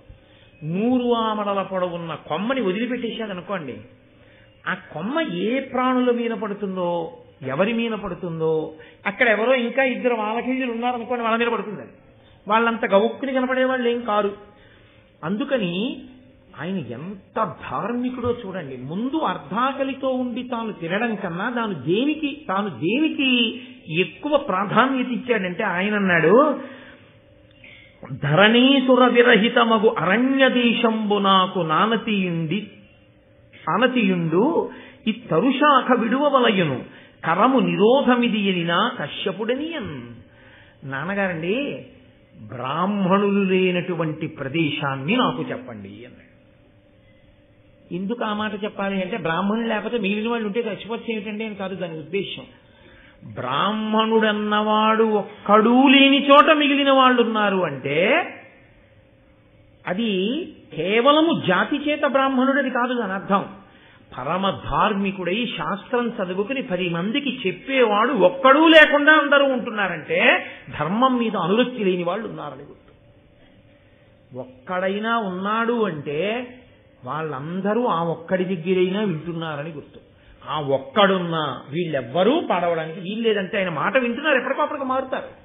కాబట్టి సావడానికి వీల్లేదు. కాబట్టి ఒక్క బ్రాహ్మణుడు కూడా లేకుండా ఉండే ప్రదేశం ఏదైనా ఉంటే చెప్పండి, అక్కడ పారేస్తాను పట్టుకెళ్ళి కొమ్మ. అందుకే ఒంటి బ్రాహ్మణుడు ఎదురొస్తే దుశ్శకునం అండి అంటారు. ఒంటరి బ్రాహ్మణుడు ఎదురొస్తే దుశ్శకునం ఎందుకో దుశ్శకునమో తెలుసా అండి? నిజంగా శాస్త్రంలో చదువుకుని అనేక విషయములను తెలుసున్నటువంటి మహాత్ముడు అలా వెళ్ళిపోతున్నాడు అనుకోండి, ధావళి కట్టుకుని గుళ్ళోకి వెడుతున్నాడు. ఆయన వెడుతుంటే ఆయన మీకు ఒక్కడూ దొరకడం అంత తేలికైన విషయం ఏం కాదు. ఆయన అలా ఏం దొరకడు అస్తమానం. అలాంటి వాడు ఒక్కడే గుళ్ళోకి నడిచి వెళ్ళిపోతున్నాడు. వెళ్ళిపోతున్నప్పుడు అంతర్ముఖుడై ఉండగా బహిర్ముఖుడే అయి ఉంటాడు. వచ్చే సైకిల్ వెళ్ళే కారు చూసుకోవద్దు కాబట్టి బహిర్ముఖుడే అయి ఉంటాడు. చక్కగా సంతోషంగా నడిచి వెడుతున్నాడు. అలా ఆయన ఒక్కడు వెళ్ళిపోతుంటే ఎవరి మా నాన్న వాళ్ళు కూర్చున్నారనుకోండి, పోతున్నాడు పంతులు గారు గుళ్ళోకని ఊరుకున్నారనుకోండి. అంటే బ్రాహ్మణుణ్ణి అనువర్తించి ఇలాంటప్పుడే ఆయనతో కలిసి గుడి దాకా నడిచి మళ్ళీ గుడి నుంచి వాళ్ళ ఇంటి దాకా నడిచి ఆయన మాట్లాడితే మంచి మాటలు చెప్తూ ఉంటాడు కాబట్టి 2 మంచి విషయాలు విందామని ఆయనని అనువర్తించేవాడు ఒక్కడూ లేకుండా పోయింది సమాజం. అలా ఒక్కడే వెళ్తున్నాడంటే ధర్మం వినేవాళ్ళు లేరు. ఇవాళ ధర్మం వినేవాళ్ళు లేరు కాబట్టి లోకంలో నువ్వు ధార్మికంగా ఏ పని చేసినా ఆ పని నీకు కలిసి వస్తుందని నమ్మకం లేదు. కాబట్టి ఒక్క బ్రాహ్మణుడే వెళ్ళిపోతున్నాడంటే సమాజంలో ధర్మం పోయిందని గుర్తు కాబట్టి దుశ్శకునం. అంతేగాని ఆయన వస్తే ఆయన ఏం పాడు చేసేస్తారని కాదు. అందుకని ఒంటరి బ్రాహ్మణుడు దుశ్శకునం అన్నారు. ఎందుకు ఏది దుశ్శకునమో తెలుసుకుని అనాలి, అంతేగాని గబుక్కుననేస్తే మళ్ళీ అదో నిందాయి కూర్చుంటుంది. కాబట్టి బ్రాహ్మణులు లేని ప్రదేశం చెప్పండి, అక్కడ పడేస్తారు. అంటే ఆయన అన్నాడు, హిమశైల కందరాభాగము కడ నిష్పురుషనగము కలద చోట నీ ద్రుమ శాఖ విడుము అది తానమానుషమగమ్య ఈశ్వరాదులకైనన్. నువ్వు హిమాలయ పర్వత ప్రాంతంలో ఒక చోట నిష్పురుషము అనబడేటటువంటి ఒక కొండ ఉంది, దాని పేరే నిష్పురుషము. అక్కడ ఎవరు అక్కడికి మనుష్యులు కారు, పరమేశ్వరుడు కూడా వెళ్ళడు, అంతలా ఉంటుంది. కాబట్టి అక్కడికి నువ్వెళ్ళు అంటే వెళ్ళగలడా? అంత శక్తి ఉన్నవాడు గరుత్మంతుడు. అక్కడికి వెళ్ళి అక్కడ వారయ్యి కొమ్మ, ఎవ్వరికి ఏ ఆపద కలగదు, అక్కడ పడిపోతుంది. ఉత్తర క్షణాలు ఎక్కడుందనుకుంటున్నారు? నిష్పురుషం 1,00,000 యోజనముల దూరంలో ఉంది అక్కడి నుంచి, గంధమాదన నుంచి. ఒక్క క్షణంలో ఆయన ఎగిరిపోయాడు 1,00,000 యోజనములు. అంటే ఆయన గమన శక్తి అటువంటి. ఎగిరిపోయి ఆ కొమ్మను అక్కడ వారేసి ఆ హిమాలయ పర్వత శిఖరం మీదే చక్కగా ఈ 2 పెట్టుకుని హాయిగా ఆరంభించాడు. కడుపు నిండిపోయింది. అంటే ఇన్ని ధర్మ సూక్ష్మాలతో ముందు ఇతర భూతముల యొక్క హితం చూస్తే తప్ప నీ హితమును నువ్వు చూసుకుని తినేయకూడదు. ఎవడెలా పోతే నాకెందుకండి నేను తినేస్తానని అనకూడదు. ఇతర భూతముల యొక్క హితమును చూసిన తరువాత మాత్రమే తాను తినవలే. అందుకే మనకి గృహస్థాశ్రమ ధర్మంలో ఒక లక్షణం చెప్తారు. గృహస్థు ఎప్పుడు భోజనానికి కూర్చోవచ్చు అంటే, మనం అన్ని పాటిస్తున్నామా అన్నది పక్కన పెట్టండి, కనీసం తెలుసుకుంటే దోషం లేదుగా. తాను అతిథికి పెట్టాలి. ముందు అతిథికి పెట్టి ఇంట్లో ఉన్నటువంటి భూతములకు ఆహారమును ఇవ్వాలి. బయట ఉండేటటువంటి పక్షులు, కుక్కలు, కాకులు మొదలైనటువంటి వాటికి కొంత భాగాన్ని పడేయాలి. పిడత తీసి విస్తట్లో పెట్టమని శాస్త్రాలలో లేదు. అలా పెట్టకూడదు. పిడతలు పెట్టడం అన్నది ఒక్కసారి. అది ఇంట్లో అస్తమానం ప్రతిరోజు పిడతలు పెట్టుకునే సంప్రదాయం పెట్టుకోకూడదు. తన భోజనానికి ముందే ఇమ్మని చెప్పిందంటే ధర్మశాస్త్రంలో. తన భోజనం కన్నా ముందు ఆ ప్రాణులకు పెట్టి తరువాత తాను భోజనానికి కూర్చుని అప్పుడు తాను స్వీకరిస్తాడు. కాబట్టి తాను తినే ముందు 10 మందికి తినిపించి తినడం ధర్మశాస్త్రం. అంత గొప్ప వైభవం కలిగినటువంటి ఆర్షధర్మం. కాబట్టి ఆయన తను తినలేక కాదు, అంత ఆకలితో ఉన్నా ముందు వాళ్ళు క్షేమంగా ఉండడం, ఆ కొమ్మ వల్ల ఇతరులకు ఇబ్బంది రాకుండా కొమ్మని పడేయడం, ఇన్ని చేసి అన్నిటికీ పెద్దవారైనటువంటి తండ్రిని సంప్రదించి ఈ పనులు పూర్తి చేసి అప్పుడు ఆయన తాను తినవలసిన పదార్థాన్ని తాను తిన్నాడు. అందులో మనం స్త్రీ బుద్ధి ప్రళయాంతక అన్న మాటకు అర్థం ఏంటో తెలుసా అండి?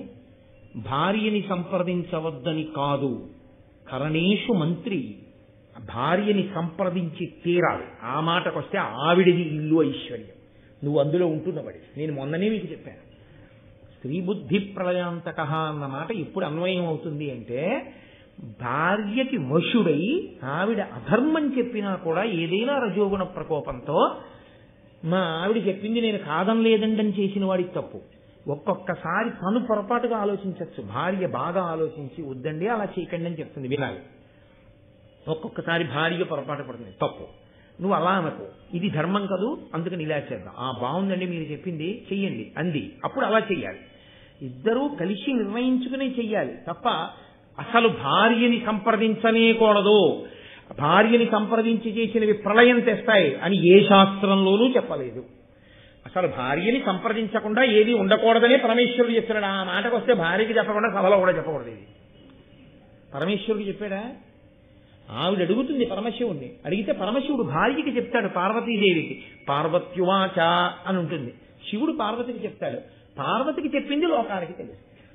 కాబట్టి ప్రవచనం చేయడానికి వచ్చేటప్పుడు కూడా యథార్థంగా ప్రవచనం చేయడము అంటే ఆ రోజు చెప్పబోయే విషయాన్ని సంగ్రహంగానైనా ఏమో అమృతాభరణం చెప్పడానికి వెళ్ళొస్తున్నాను ఇవ్వాలని చెప్పాలి. ఆవిడ రాకపోతే తనతోటి చెప్పి వెళ్ళాలి. అంతేగాని అసలు ఏమీ చెప్పకుండా ప్రవచనం చేసి వస్తాను అని వెళ్ళొచ్చేసి ఏమంటే ఏం చెప్పారంటే నీ మొహం ఇప్పటిదాకా చెప్పొచ్చాను ఇప్పుడు చెప్పడం కుదరదు అనకూడదు. ముందు ఆవిడికి చెప్పి వెళ్ళాలి. అలా మీరు చెప్తున్నారా, ఇవన్నీ మీరు అడగకూడదు. కాబట్టి అలా అని నన్ను అడగకూడదన్నానని సభలో ఉంది కదా అని మా ఆవిడ్ని అడగకూడదు. అవి మా ఇద్దరి మధ్య విషయాలు, దంపతుల మధ్యలో వేలు పెట్టకూడదు. ఏమంటే అందుకని కాబట్టి ఆయన పట్టుకెళ్ళి ఆ కొమ్మను అక్కడ పడేసి హిమవత్పర్వత శిఖరం మీద పెట్టుకుని ఆ గజకచ్చపాల్ని ఆహారంగా స్వీకరించాడు. స్వీకరించిన తరువాత మహానుభావుడు బయలుదేరి అదిగో ఆ అమృతాపహరణము కొరకు, ఆ అమృత భాండం కొరకని స్వర్గలోకం వైపుకి వెళ్ళాడు. ఆ స్వర్గలోకానికి వెళ్ళేసరికి దేవేంద్రుని యొక్క సభ జరుగుతోంది. ఆ దేవేంద్ర సభలో కొన్ని దుష్యగుణములు కనబడ్డాయి అన్నారు. ఏమిటా దుష్యగుణములు అంటే, సురపతి సభ చూడా అంగార వృష్టులు కురిసే కులిశధారల్ కుంఠితంబయ్యే దిక్కుం జర మదములడంగెన్ సర్వదిక్పాలకాంతఃకరణములు భయోద్వేగంబునన్ సంచలించెన్. దేవేంద్రుడి సభలో అకస్మాత్తుగా నిప్పు రవ్వలు పడ్డాయి. దానితో పాటుగా వజ్రాయుధం యొక్క అంచులు మొక్కవోయ్యాయి. దిక్కులన్నీ కూడా కాంతి విహీనమైపోయాయి. అకస్మాత్తుగా దిక్పాలకుల యొక్క మనస్సుల్లో భయము ఉద్వేగము కలిగి వెంటనే దేవేంద్రుడు బృహస్పతి వంక చూశాడు. గురువు గారిని సంప్రదిస్తూ ఉంటాడు ఇంద్రుడు, లోకానికి ఒక పాఠం నేర్పడానికే చేస్తారు ఏది చేసినా. వెంటనే బృహస్పతి వంక చూసి ఇన్ని దుర్నిమిత్తములు కనపడుతున్నాయి, దుశ్శకునములు కనపడుతున్నాయి, ఎందువల్ల ఇలా కనపడుతున్నాయని అడిగాడు. అంటే బృహస్పతి అన్నారు, బ్రహ్మణ్యుడకు కశ్యప బ్రహ్మవరమున వినతకు పుట్టిన అనఘమూర్తి వలకిల్యులదయ వరపక్షికులమున ఇంద్రుడై పరగిన యుద్ధతేజుడు ఉదదిలోనున్న అత్యుగ్ర నిషాదుల ఆరంగమృంగిన ఘోరవీరుడు ఇభకచ్చపముల రోహిణ శాఖతో ఎత్తికొని దివి పరచిన అనిలవేగి వీగి తన తల్లి దాస్యంబు నీగబూని తడయ అమృతంబు కొనిపోవ గడగి వచ్చే కామరూప సంపన్నుండు కామగమనుడు అతడు నీకు అసాధ్యుండు శతమఖుండ. నాయనా ఇంద్ర, కశ్యప ప్రజాపతి పుత్రకామేష్టి చేస్తే పుట్టినటువంటి గొప్ప తేజోవంతుడైనటువంటి కుమారుడు. వాలకిల్యుల యొక్క వరంచేత పుట్టినటువంటి పిల్లవాడు అత్యుగ్రమైనటువంటి ప్రాణులై భూమికి ఇబ్బంది తెస్తున్నటువంటి నిషాదులందరినీ ఒక్క క్షణంలో మింగినటువంటి మహానుభావుడు. తాబేటిని ఏనుగుని 2 పాదములతో పట్టుకుని రోహిణి శాఖ మీద పెడితే కొమ్మ విరిగిపోయినప్పుడు వాలకిల్యులతో సహా 2 పాదములతో ముక్కుతో కొమ్మని పట్టుకుని వెళ్లి వాలకిల్యుని రక్షించినటువంటి తేజోమూర్తి తన తల్లి దాస్యాన్ని పోగొట్టడం కోసమని, అమృతాన్ని తీసుకెళ్లి పాములకు ఇవ్వడం కోసమని కామరూప సంపన్నుడు, అంటే ఎప్పుడూ అంతరూపంతో ఉండడు. ఆయన అనుకుంటే హ్రస్వమైపోతాడు, చిన్నవాడైపోతాడు, లేదా ఇంకా పెరిగిపోతాడు, ఇంకొక రూపాన్ని పొందేస్తాడు. అన్ని శక్తులున్నటువంటి వాడు, అష్టసిద్ధులున్నటువంటి వాడు, కామగమనుడు, కనపడకుండా వెళ్ళగలిగినటువంటి వాడు. అటువంటి గరుత్మంతుడు ఇదిగో దేవలోకానికి వస్తున్నాడు అమృత భాండం కోసం. ఆయనని నువ్వు గెలవలేవయ్యా ఇంద్రా అంటూ అతను వాలకిల్యుల యొక్క వరము చేత పుట్టినవాడు అనగానే ఇంద్రుడు అన్నాడు, వాలకిల్యుల వరం చేత ఎందుకు పుట్టవలసి వచ్చింది గరుత్మంతుడు అని అడిగాడు. అడిగితే ఇక్కడ చాలా చమత్కారమైనటువంటి విషయాన్ని, చాలా గంభీరమైనటువంటి విషయాన్ని ప్రస్తావన చేశారు వ్యాస భగవానుడు. నన్నయ్య గారు ఆంధ్రీకరించి మనను అనుగ్రహించారు. ఆ వాలకిల్యులు బ్రహ్మగారి యొక్క పుత్రులు కదండి వాళ్ళు. ఇంద్రుడు కశ్యప ప్రజాపతి యొక్క కుమారుడు. కశ్యప ప్రజాపతికి అదితి అన్న భార్య ఎందు పుట్టినవాడు ఇంద్రుడు. వాలకిల్యులు బ్రహ్మగారి యొక్క కుమారులు. వాలకిల్యులు ఇంద్రుడు కూడా కశ్యప ప్రజాపతి చేసేటటువంటి యజ్ఞానికి వెళ్ళారు. ఎప్పుడు చేశాడు యజ్ఞం? మీతో నేను మనవి చేశాను, వినతా కదురుమా పిల్లల్ని కోరుకున్నప్పుడు దైవానుగ్రహాన్ని కోరి పుత్రకామేష్టి చేశాడు. ఆ యజ్ఞం చేస్తున్నప్పుడు వీళ్ళందరూ వెళ్ళారు. యజ్ఞం చేసేటప్పుడు ఒక లక్షణం ఉంటుంది. కొడుకు తండ్రి పీటల మీద కూర్చుని ఉంటాడు, దీక్షితుడు అంటారు. యజ్ఞం చేసి యాగం చేసేటప్పుడే అసలు దీక్ష అన్నమాట. కాబట్టి ఆయన దీక్షితుడై కూర్చున్నాడు. దీక్షితుడై కూర్చున్నాడు అన్న మాటకు అర్థం ఏంటంటే పీటల మించి ప్రతిదానికి లేచిపోకూడదు. కూర్చుంటే అలాగే కూర్చోగలిగినటువంటి స్థితిని పొంది ఉండాలి. కాబట్టి యాగదీక్షితుడు అంటే ఏ కారణానికి లేవకూడదు. కడుపున పుట్టిన కొడుకులే చచ్చిపోనివ్వండి. సగరుడు యజ్ఞం చేస్తుంటే 60,000 మంది సగరులు చచ్చిపోయారని వార్త వచ్చింది. ఆయన లేవలేదు. లేవకూడదా నువ్వు, ఉపద్రవాలు వస్తాయి, అలాగే కూర్చో అన్నారు. మరి మైల రాదా అండి అని మీరు నన్ను అడగచ్చు. చేతికి కంకణం ఉంటుంది. ఆ కంకణం ఉన్నప్పుడు ఇంక ఇబ్బంది ఉండదు. ఆ కంకణ విసర్జనం చేసేంత వరకు మైల కూడా, ఆ శౌచం కూడా అంటుకోదు. కాబట్టి మళ్ళీ ఆయన అంశుమంతుడిని పంపించాడు. ఎక్కడుందో యాగాశ్వం చూసి పట్టుకురారా అని. కాబట్టి యాగదీక్షితుడు అన్న మాటకు అర్థం ఏమిటంటే ఆయన పీటల మీద కూర్చుని ఉంటాడు. ఆయన పీటల మీద కూర్చుని ఉన్నప్పుడు కార్యం బాగా జరగడం అంటే అర్థం ఏమిటి? ఆయన యందు ప్రేమ ఉన్నవారు ఆ కార్యమునందు సహకరించాలి. అప్పుడు ప్రేమ ఉన్నది అని నిఖార్స్ గుర్తు. అందుకే అమ్మాయి పెళ్లి చేస్తున్నాడు అనుకోండి, ఆయన అందరూ వచ్చి ఏమంటారంటే మీకేం పర్వాలేదు, హాయిగా మీరు కన్యాదానం చేయండి, మేమందరం లేవు, మేమందరం చూసుకుంటా ఉంటారు. ఆ తండ్రి కన్యాదాత పీటల మీద కూర్చుని ఆ పిల్లతో గౌరీ తపస్సు చేయించి కన్యాదానం చేయించి ఇన్ని చేయిస్తుంటాడు. చేయించినప్పుడు ఈయన యందు ప్రేమ ఉన్నవారు మాత్రమే కార్యాన్నంతటినీ చక్కబెట్టవలసి ఉంటుంది. ఆయన పీటల మీద కూర్చుని పెళ్లి భోజనాలు చూసి వచ్చిన వాళ్ళకి ఆహ్వానము పలికి వెళ్లే వాళ్ళకి వీడ్కోలు పలికి ఆయన ఎక్కడ చేస్తారండి? ఎలా కుదురుతుంది? కుదరదు. కాబట్టి ఇప్పుడు ఎవరు చేయాల్సి ఉంటుంది? మరి ఆయన శుభలేఖలు పంచిపెట్టి ఆయన పీటల మీద కూర్చుంటే ఆయన అన్న మాట నిజమయ్యేటట్టు చెయ్యడం రెండింటి వలన చేస్తారు. దేని వలన? ప్రేమతో. అక్కడ ఒకవేళ జరగవలసిన మర్యాద జరగకపోయినా ప్రేమ ఉంది కాబట్టి సహించి ఊరుకుంటారు. 2, ఆయన అన్నమాట నిజమవ్వాలి. ఆయన శుభలేఖలు ఇచ్చి పిలుచుకున్నాడు. ఆయన పిలుచుకున్నాడు కాబట్టి ఆయన మర్యాద నిలబడ్డము అంటే ఆయన దేనికి వాళ్ళందరినీ పిలిచాడో అక్కడ జరిగేటట్టు చూడాలి. ఆయన అందరినీ భోజనం చేయండి అని పిలిచాడు.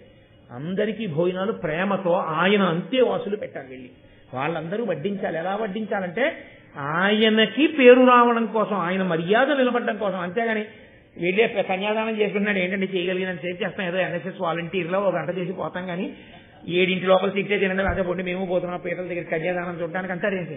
అవసరమైతే ఆయన పెళ్లి చూడడం మానేస్తాడు. అక్కడే ఉండి ఆ పెళ్ళంతా భోజనాలన్నీ అయ్యే వరకు దేవుడా అని అక్కడ చేస్తాడు. ఎందుకు చేస్తున్నాడు ఆయన? అది ప్రేమకి గుర్తు. నేను నా కూతురు వివాహం చేసినప్పుడు చాలా మంది పెళ్లి మంటపం దగ్గరికి రానేలేదు. మహానుభావులు పేర్లు నేను చెప్పక్కర్లేదు, నేను ఆజన్మాంతం వాళ్ళకి రుణపడిపోయి ఉంటాను. వాళ్ళు నా మర్యాదని కాపాడడం కోసం నేను పీటల మీద కూర్చుంటే, నేను గౌరీ తపస్సు చేస్తుంటే వాళ్ళు సర్వమై వాళ్ళు నిర్వహణ చేశారు. అది ప్రేమ అన్న మాటకు అర్థం తప్ప అప్పుడు ఏ ఆభిజాత్యముల చేత కాళ్ళలో కర్ర పెట్టకూడదు. ప్రేమ అన్న మాటకు అర్థం ఏమిటి? అంత గొప్ప పని జరుగుతోంది కాబట్టి నువ్వు సర్దుకోవడమే తప్ప ఎవరు ఏ కారణానికి అడ్డు పెట్టకూడదు. అది పవిత్రత. అందుకే పీటల మీద కూర్చున్న వాడికి మిగిలిన వాళ్ళు చేయవలసింది ఏమిటంటే సహాయం ఒక్కటే తప్ప అప్పుడు ఏ విధమైనటువంటి ఆభిజాత్యములకు పోరు. ఈ ధర్మ సూక్ష్మం చూడండి. బ్రహ్మపుత్రుడు వాలకిల్యులు మహానుభావులు, వాళ్ళు అపారమైనటువంటి తేజోవిరాజితులు, ఆజన్మ బ్రహ్మచారులు, ఊర్ధ్వరేతస్థులు, మహాతపస్సులు అయినా కూడా అంగుష్టమాత్ర శరీరం ఉన్నవారు. అయినా కశ్యప ప్రజాపతి యజ్ఞం చేస్తున్నాడు, మనం చేసే సాయం మనం చెయ్యాలి.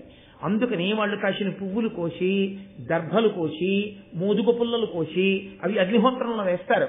ఈ పుల్లల కట్టలు ఇంతున్నవాడు ఎన్ని పుల్లల కట్ట ఎత్తుకోగలడండి?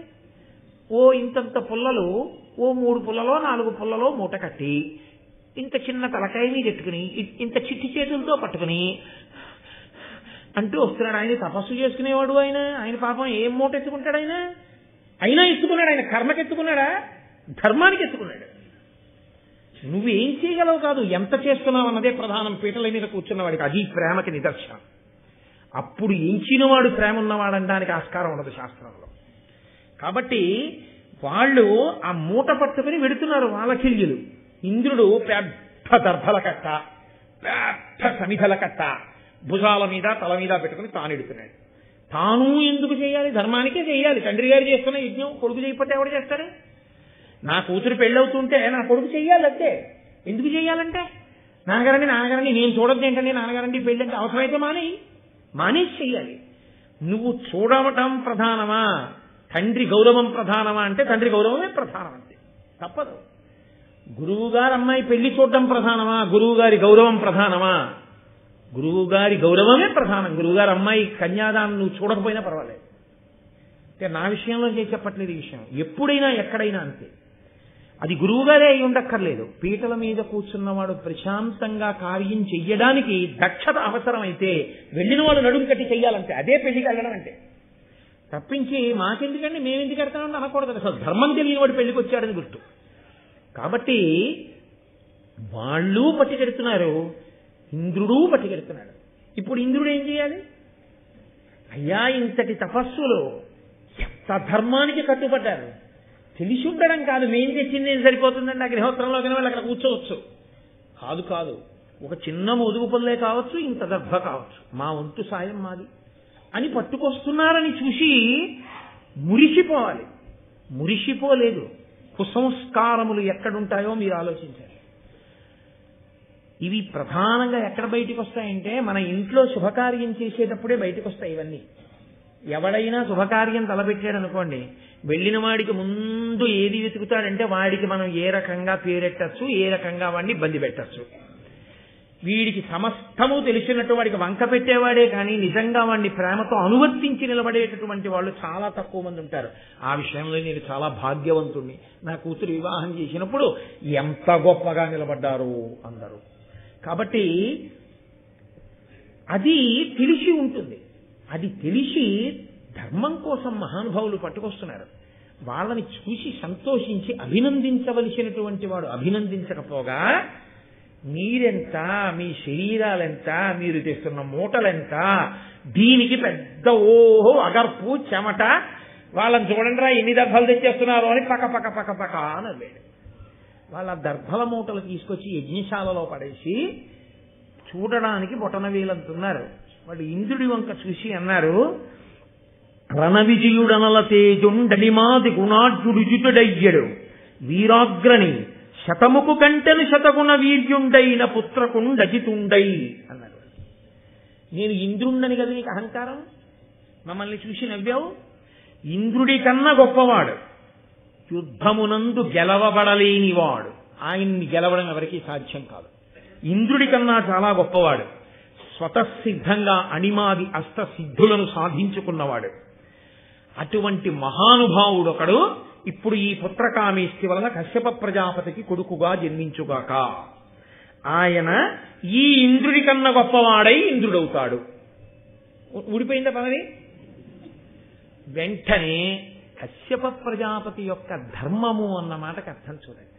అది విశాల హృదయం, అది ధర్మం, అది మనం నేర్చుకోవలసింది మహాభారతంలోంచి.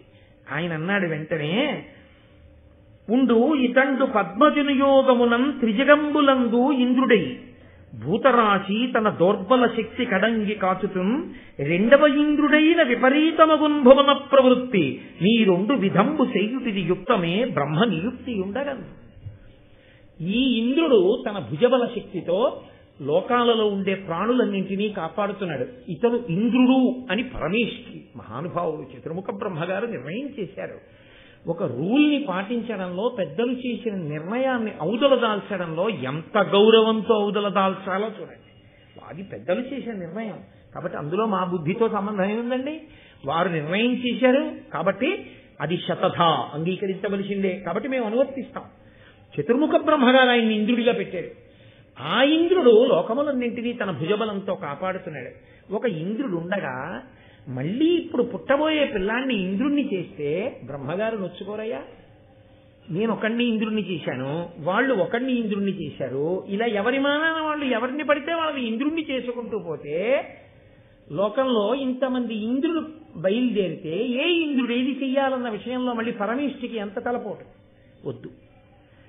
వాణ్ణి ఇంద్రుడిగా ఉండనివ్వండి, కానీ మీ వాక్కు వృధా కారాదు. కాబట్టి ఈ పుట్టబోయేటటువంటి పిల్లవాడు పక్షులకు ఇంద్రుడగుగాక, అంటే పక్షులకు అంత గొప్పవాడుగుగాక, పక్షులలో అంత గొప్పవాడుగుగాక. కాబట్టి శరీరం పక్షి శరీరమైన ఇంద్రుడు కూడా గెలవలేడు, అన్ని గుణములతో ఉంటాడు. కాబట్టి నిలబడింది. వాళ్ళు కూడా వాలకిళ్యుల యొక్క గొప్పతనం కూడా ఎక్కడుందంటే పెంకితనం అని ఒక మాట ఉంటుంది లోకంలో. అదే మౌఢ్యం, మూర్ఖత్వం. మూర్ఖత్వానికి పోకూడదు. అన్నిటికన్నా చాలా చాలా గొప్ప గుణం ఏమిటో తెలుసా అండి? తెలియకపోవడం ఎప్పుడూ తప్పు కాదు. తెలియకపోవడం అన్న ఒక మాట పట్టుకుని మీరు రాపాడించకూడదు మనుషుల్ని. తెలియదు, తప్పు చేశారు, దెబ్బలాడు. విన్నారు, ఇప్పుడు నువ్వేం చేయాలి? ఇదంతా నా గొప్పే, నేను దెబ్బలాడాను కాబట్టి జరిగింది అనకూడదు.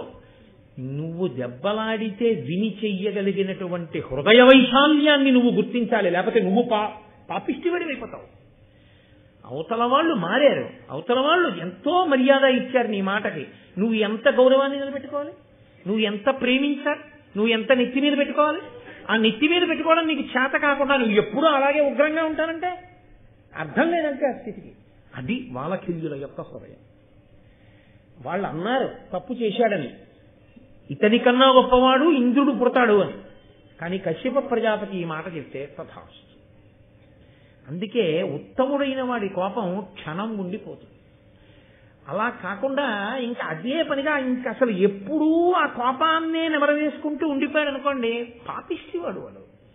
ఉత్తమే క్షణకోపస్య మధ్యమే ఘటికాద్వయం మదమే స్యాద్ అహోరాత్రం పాపిష్టే మరణాంతక. అలా ఉండకూడదు కోపం అన్నది. కాబట్టి మహానుభావులు వాలకిల్యులు కూడా పరమ సంతోషంగా అంగీకరించారు. ఈ కథ నీకు తెలియంది కాదుగా. ఎవరు చెప్తున్నారు? బృహస్పతి చెప్తున్నారు ఇంద్రుడితోటి. నీకు తెలియంది కాదుగా. వాలకిల్యుల అనుగ్రహంతో పుట్టినవాడు, అంత ప్రతాపవంతుడై, అంతటి గమన వేగము కలిగిన వాడై, కామరూపుడై ఆయన బయలుదేరి వస్తున్నాడు అమృతాపహరణమునకు. నువ్వేం ఆపుతావయా? నువ్వు ఆపలేవు అని బృహస్పతి చెప్పవలసిన మాట చెప్పారు. కానీ తన కర్తవ్యమో నో మాట ఉంటుంది కదా. అంతమందికి మాట ఇచ్చి అమృతాన్ని తన దగ్గర దాచినప్పుడు నేను దాస్తాను అన్నవాడు బలం ఉన్నా లేకపోయినా ఇప్పుడు యుద్ధం చేసి అమృతాన్ని రక్షించడానికి కావలసిన ప్రయత్నం చేయవలసిందే. పురుష ప్రయత్నము అని ఒక మాట. ఉద్యోగం పురుష లక్షణం. ఇది ఎక్కడదో తెలుసా అండి? మహాభారతంలోదే. ఉద్యోగం పురుష లక్షణం అంటే ఎవరి దగ్గరికో వెళ్ళి ఆయన యజమానిగా స్వీకరించి 4 రూపాయలు తెచ్చుకోమని కాదు. ఉద్యోగం పురుష లక్షణం అంటే ప్రయత్నం పురుష లక్షణం. ఉద్యోగం అంటే ప్రయత్నం. తను ప్రయత్నం చెయ్యాలి. ఏ ప్రయత్నము చేయకుండా గాలి వదిలేసి కూర్చోకూడదు, అవే జరుగుతాయి లేని. ప్రయత్నం చేస్తూ ఉండడం పురుషుని యొక్క లక్షణం. కాబట్టి ఆయన తన వంతు కర్తవ్యం తన నిర్వహణ చెయ్యాలి. అంతేగాని వాళ్ళు చెప్పారండి, బృహస్పతి గారు చెప్పారండి ఆయన అంత గొప్పవాడని, వాలకిల్యులు వరం ఇచ్చారండి, ఇంకా ఎందుకండి అనవసరంగా యుద్ధానికి, నువ్వు ఏమీ వెళ్ళలేదండి, ఆయనకు దండేసి స్వాగతం చెప్పి పట్టుకుబొమ్మని ఇచ్చేసానంటే అనకూడదు కదా. అలా అంటే కలిగిపోలా ఉంటుంది. కాబట్టి తన కర్తవ్యం తాను నిర్వహిస్తే అమృతాన్నే పండించింది మహాభారతం. కాబట్టి ఇప్పుడు ఆయన ఆ రక్షకుల్ని పిలిచి మీరందరూ వెళ్లి అమృత భాండానికి రక్షకులుగా ఉండి గరుత్మంతుడితో యుద్ధం ప్రారంభం చేయండి అంటే ఈయన లోపలికి వెళ్ళిపోయాడు కాదు, ఈయన యుద్ధానికి వచ్చాడు. వారలు బహుప్రాకారాకారులు వీరులు నిశత ఖడ్గాది మహాదారుణ శస్త్రధరులు కృష్ణారుణ సిత పీత ఘనతరాంగత్రాణులు. ఆ వచ్చినటువంటి అమృత భాండాన్ని రక్షణ చేసేటటువంటి వాళ్ళు సామాన్యమైన వాళ్ళు కారు, గొప్ప బాహుపరాక్రమం కలిగినటువంటి వారు, చాలా వాడి అయినటువంటి ఖడ్గాది ఆయుధములను పట్టుకున్నటువంటి వాళ్ళు తెల్లని నల్లని పచ్చని ఎర్రని మెరిసిపోతున్నటువంటి కవచములను కట్టుకుని ఉన్నారు. వాళ్ళందరూ కూడా గరుత్మంతుడితో యుద్ధాన్ని ప్రారంభం చేశారు. ఆయనకి వేరే అస్త్రాలు శస్త్రాలు అక్కర్లేదు, ఆయన రెక్కలు ఆయన ముక్కు ఇద్దరు కనపడతారు మనకి. హనుమ గరుత్మంతుడు వీళ్ళిద్దరికీ వేరే ఆయుధాలు అక్కర్లా, వాళ్ళలోని శక్తియే వాళ్ళకి రక్ష. వాళ్ళు ఎంత పెద్ద వినాశనాన్నైనా చేయగలరు, ఎంత గొప్ప రక్షణైనా కట్టగలరు. ఇద్దరూ మహానుభావులే, ఇద్దరూ గమనశక్తి కలిగినటువంటి వాళ్లే, అటువంటి స్థితి ఉన్నవాళ్లే. కాబట్టి ఇప్పుడు ఆ అమృతాన్ని రక్షించే వారితో యుద్ధం ప్రారంభమైంది. వితతోల్కాశని పుంజమొక్కయనగా విన్వీధి విక్షిప్త పక్షతి వాతాహతి తూల శకలాకారంబులై వారిద ప్రతతుల్ సాల్పడి నల్గడంచదరగా బారెన్ మనోవేగుడై పతకేంద్రుండమృతాంతికంబునకు తత్పాలుర్భయం బంతగం. ఆ గరుత్మంతుడు ఆ రెక్కలని అల్లారుస్తూ ఆ స్వర్గలోకంలో ఒక్కసారి విహరించి వాళ్ళని తన రెక్కల చేత కొట్టి ముక్కుతో వాళ్ళని పొడుస్తుంటే అక్కడ పిడుగులు ఒక్కసారి కొన్ని వేల పిడుగులు పడుతున్నటువంటి గాలి వస్తే ఎలా ఉంటుందో అటువంటి పరిస్థితి ఏర్పడింది.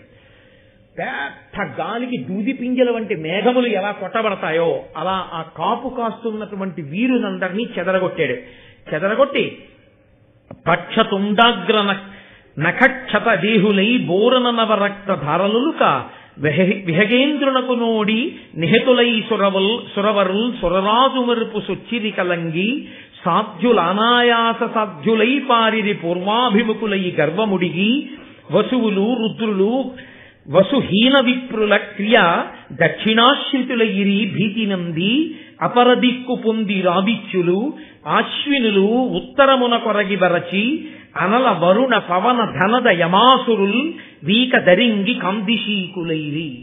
ఆ గరుత్మంతుని యొక్క రెక్కల చేత కొట్టబడి ఆయన ఆ ముక్కు చివరి భాగం చేత పొడవబడినటువంటి వారై శరీరం నుంచి రక్తధారలు కారుతుండగా దేవతలందరూ కూడా ఇంద్రుడి చాటుకు వెళ్లి దాక్కున్నారు.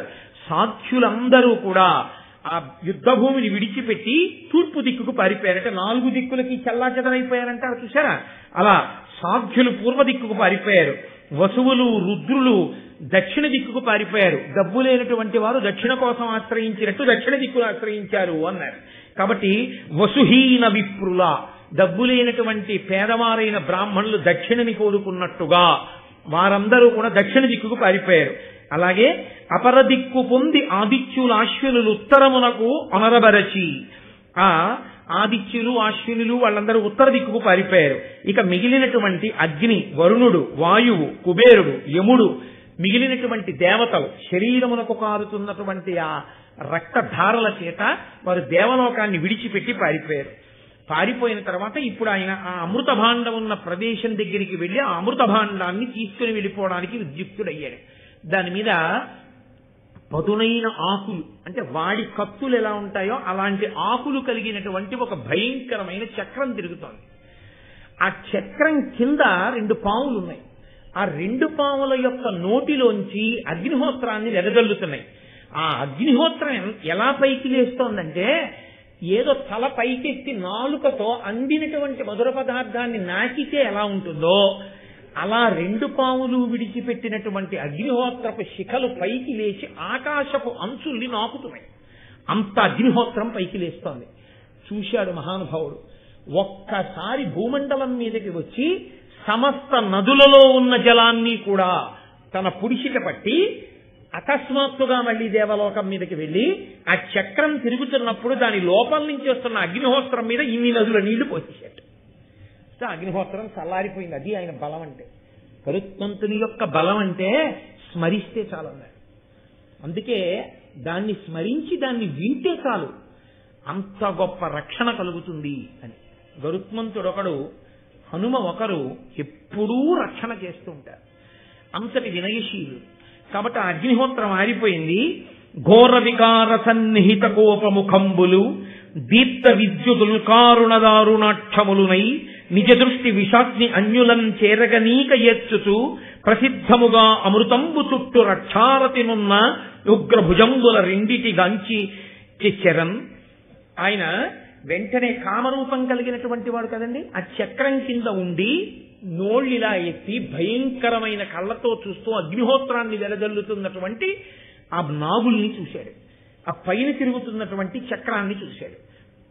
సూక్ష్మ రూపం ధరించి చిన్న రూపాన్ని పొంది ఆ చక్రం పైనుంచి కాకుండా చక్రం పక్క నుంచి చక్రం కిందకి దూరాడు.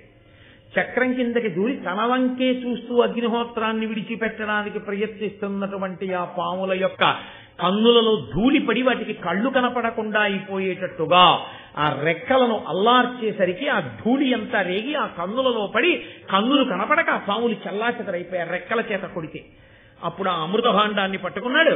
రెక్కలు అల్లారుస్తూ దేవలోకం నుంచి ఒక్కసారి వెళ్ళిపోతున్నాడు అమృత భాండంతో. ఆ రెండు పాదములతో పట్టుకున్నాడు, రెక్కలు అల్లార్చి వెళ్ళిపోతున్నాడు.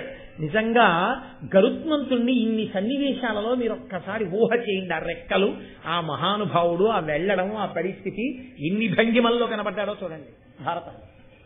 ఆయన వెళ్ళిపోతున్నప్పుడు శ్రీ మహావిష్ణువు ఎదురొచ్చి ఆయన అన్నారు, కలహమున నిట్లు సురవీరుల బల్వురనూర్చి యొక్కరుడ అమృతము దెక్కలికొని ఆస్వాదింపక అలోలుడుగు అని చూచి హరి ఇట్లనియన్. ఒక్కడు ఇంతమందిని ఓడించి ఆ అమృత భాండాన్ని గైకొని వెళ్ళిపోతూ దేవాసురులందరూ కూడా తాగాలని కోరుకునేటటువంటి అమృతం తనకి చిక్కిన ఒక్క చుక్క గుటుక్కుని ఇలా ముక్కు పెట్టి తాగకుండా, తాను దాన్ని కోరుకోకుండా అమ్మని దాస్యం నుంచి విడిపించడానికి మాట ఇచ్చిన ప్రకారం తమ్ముళ్ళ అన్నలకి ఇచ్చేయడం కోసమని చెప్పి పట్టుకెళ్ళిపోతూ అలోలుడై అమృతం మీద లౌల్యమును పొందకుండా మాట ఇచ్చిన ప్రకారం వెళ్ళిపోతున్నటువంటి మహాపురుషుడు. మరి అన్నలకి అది ఇచ్చేస్తే వాళ్ళు తాగి అమృతాన్ని తాగడం వల్ల వాళ్ళు చిరంజీవులైతే అవని తన బలం తనకి శ్రీరామరక్ష. అంతేకాని ఈ అమృతం తాగితే నాకు బలం కాదు. అది ఆయన మీద ఆయనకి విశ్వాసం. రెండు, అందరూ ఇది తాగాలనుకుంటారు. చేత చిక్కింది, ముక్కు పెట్టి లటక్కునో చుక్క తాగేయచ్చు, కానీ ఆయన తాగలేదు. అలా తాగడం ఆయన లక్షణం కాదు. అది ఆయనకున్నటువంటి లౌల్యమును నిగ్రహించగలిగినటువంటి శక్తి. దీనికి అబ్బురపడ్డారు శ్రీ మహావిష్ణువు. చాలా సంతోషించాను. నీకేం వరం కావాలి కోరుకో అంటే, నీ విజయోత్సహమునకు లావునకు జవంబునకు అలౌల్యమునకు సద్భావనమునకు మెచ్చి వరంబీ వచ్చితి వేడుమిద్ది ఇష్టము నీకు. నీ బలానికి, నీ విజయోత్సాహానికి, నీ మనోజవానికి, నీ అలౌల్యానికి, ఆ అమృతం తాగాలన్న కోరిక లేని నీ స్థితికి, నీ సద్భావనకి, అమ్మని దాస్యం నుంచి విడిపించాలి అన్న భక్తితో ఇంత కష్టపడిన నిన్ను చూసి చాలా సంతోషించాను. గరుత్మంత, నీకేం కావాలి కోరుకో అంటే, గరుత్మంతుడు అన్నారు ఆయనకి నమస్కారం చేసి, అమృతాశనంబు చేయకుయును దేవా నాకజరామరత్వము అందుటయును అఖిల లోకంబులకగ్రనివైన నీకు అగ్రంబునందు నిన్నధిక భక్తి కొలుచుతూ ఉనికియు కోరితి కరుణతో దయచేయుము ఉద్ధత దైత్యభేది అనునప్పుడు వానికి అభిమతంబులు ప్రీతుడై ఇచ్చి హరి ఇట్టులనియే నాకు అనఘా వాహనంబవై మహాధ్వజమవయ్యుండువనిన పక్షియును ప్రసాదమనుచు మృక్కి పరచే అంత అతని మీద వజ్రమెత్తి వేయిచే వాసవుండు. ఆయన అన్నాడు, అమృతం తాగితే వృద్ధాప్యం రాదు, అమృతం తాగితే మృత్యువు రాదు. కానీ నువ్వు రాక్షసుల్ని, అందున చాలా ఉద్ధతితో ఉన్న రాక్షసుల్ని నిగ్రహించగలిగినటువంటి ధర్మస్వరూపుడమైనటువంటి నారాయణ, నన్ను అనుగ్రహించి ఈ అమృతాన్ని తాగకుండానే నాకు వృద్ధాప్యం రాకుండా, మరణం లేకుండా వరమియ్యి. వృద్ధాప్యం లేకుండా, మరణం లేకుండా నీకు వరం ఇచ్చేశారు. ఇంత బలం ఉంది, ఏం చేస్తావు దాంతో? ఆరోగ్యము అన్న మాట వెనక ఆలోచించవలసిన రహస్యం ఇది. నీవు ఆరోగ్యముగా ఉండాలని దేనికి కోరుకోవాలో తెలుసా? ఈశ్వరుణ్ణి. మళ్ళీ నువ్వు ఈశ్వర సేవ చెయ్యడం కోసం కోరుకోవాలి. ఈశ్వర సేవ ఎందుకు చెయ్యాలి? ఈశ్వరుడికి ధర్మాన్ని నిలబెట్టి అధర్మాన్ని భంజించడం తెలుసు. ఈశ్వరుడి సేవ చేస్తే నీకు ధర్మం అవ్వుతుంది. నువ్వు ధార్మికంగా నిలబడితే నువ్వు దేశానికి పనికొచ్చేవాడి అవుతావు. కాబట్టి నాకు కేవలము జరామరణము లేకుండా ఉండడం మాత్రమే నేను కోరుకోవట్లేదు. మహానుభావ, రాక్షస విధ్వంసం చేస్తుంటావు, నీ ముందు నేను నిలబడాలి. అప్పుడేమవుతుంది? ఈ ఆరోగ్యం, ఈ బలం, ఈ జవం నువ్వు చేసే రాక్షస సంహారంలో పనికొస్తే ఈ ఉండిపోయినటువంటి బలానికి ఒక సార్థకత. ఏమీ లేకుండా ఉత్తినే బలం ఉండి అలా కూర్చుంటే ఏమిటి ప్రయోజనం? లేకపోతే ఆ బలంతో వెళ్ళి రాక్షసులకు సహాయం చేస్తే ఏమిటి ప్రయోజనం? కాబట్టి నాకు జరామరణములు లేని వరంతో పాటుగా నీ సన్నిధిని నిలబడగలిగినటువంటి అదృష్టాన్ని కృప చెయ్యి అని అడిగాడు. ఇది మనం నేర్చుకోవలసినటువంటి విషయం. ఎంత గొప్ప రహస్యాన్ని దాచారో చూడండి. దేనికి తినాలి అంటే ఆరోగ్యంగా ఉండడానికి. దేనికి ఆరోగ్యంగా ఉండాలి అని అడిగారు అనుకోండి, ఆ ఆరోగ్యంగా ఉండి 10 మందికి పనికి రావడానికి, ఈశ్వరుణ్ణి సేవించడానికి పనికి రావాలి ఆ బలం తప్ప కేవలం బలంగా ఉండడానికి పనికొస్తే అంతకన్నా అన్యాయమైన విషయం ఇంకోట్లేదు లోకంలో. లేదా క్షయమైపోతుంది, ఉండిపోదు, పెరిగిపోతుంది ఏదో ఒకనాడు. అప్పుడు నీకు ఆరోగ్యం ఉన్నప్పుడు, బలం ఉన్నప్పుడు నువ్వు చేసుకున్నది మిగలదు. కాబట్టి ఇది ఎవరికి వారు పరిశీలనం చేసుకోవలసిన విషయంగా ఆవిష్కరింపబడిన ఆంతర రహస్యం. ఇప్పుడు శ్రీ మహావిష్ణువు అన్నారు, నువ్వు ఎన్నడూ నా సన్నిధిని నా ముందు ఉంటావని కదా అడిగావు, కాబట్టి నీవు నాకు వాహనం అవుతావు. నేను నీ మీదే కూర్చుని వెడుతూ ఉంటాను. 2, నువ్వు నాకు ధ్వజమవుతావు. నా ధ్వజముగా, నా వాహనముగా, 2గా ఉండి నన్ను సేవించగలిగినటువంటి భాగ్యాన్ని నీకు ఇస్తున్నాను. వెంటనే మహానుభావుడు ఎంతో సంతోషించి నమస్కరించాడు. ఎప్పుడైనా సంతోషించి ఆనందించవలసిందంటూ జీవితంలో దొరికితే ఈశ్వరుడి ముంగిట నిలబడగలగడం, ఈశ్వరుణ్ణి సేవించడం, ఈశ్వరుడికి ఏదైనా సేవ చేశాను అని చెప్పుకోగలగడం, 10 మందికి పనికొచ్చేటట్టు బతకగలగడం. ఇవి చేసిన నాడు నీ ఆరోగ్యం, నీ బలం, నీ తెలివి, నీ మాట, ధన్యత, ఇందులో ఏదైనా నీ స్వార్థానికే నువ్వు వాడుకున్న నాడు అందులో నువ్వు సంతోషించడానికి నిన్ను ఆదర్శంగా తీసుకోవడానికి అంతకన్నా లేదు. నీ కడుపు కోసం, నీ స్వార్థం కోసం నువ్వు వీటిని వాడుకున్నావు కాదు. వీటిని త్యాగమయుడవై సమాజానికి అందించు. నువ్వు అందరికీ ఆదర్శ పురుషుడవై నిలబడిపోతావు.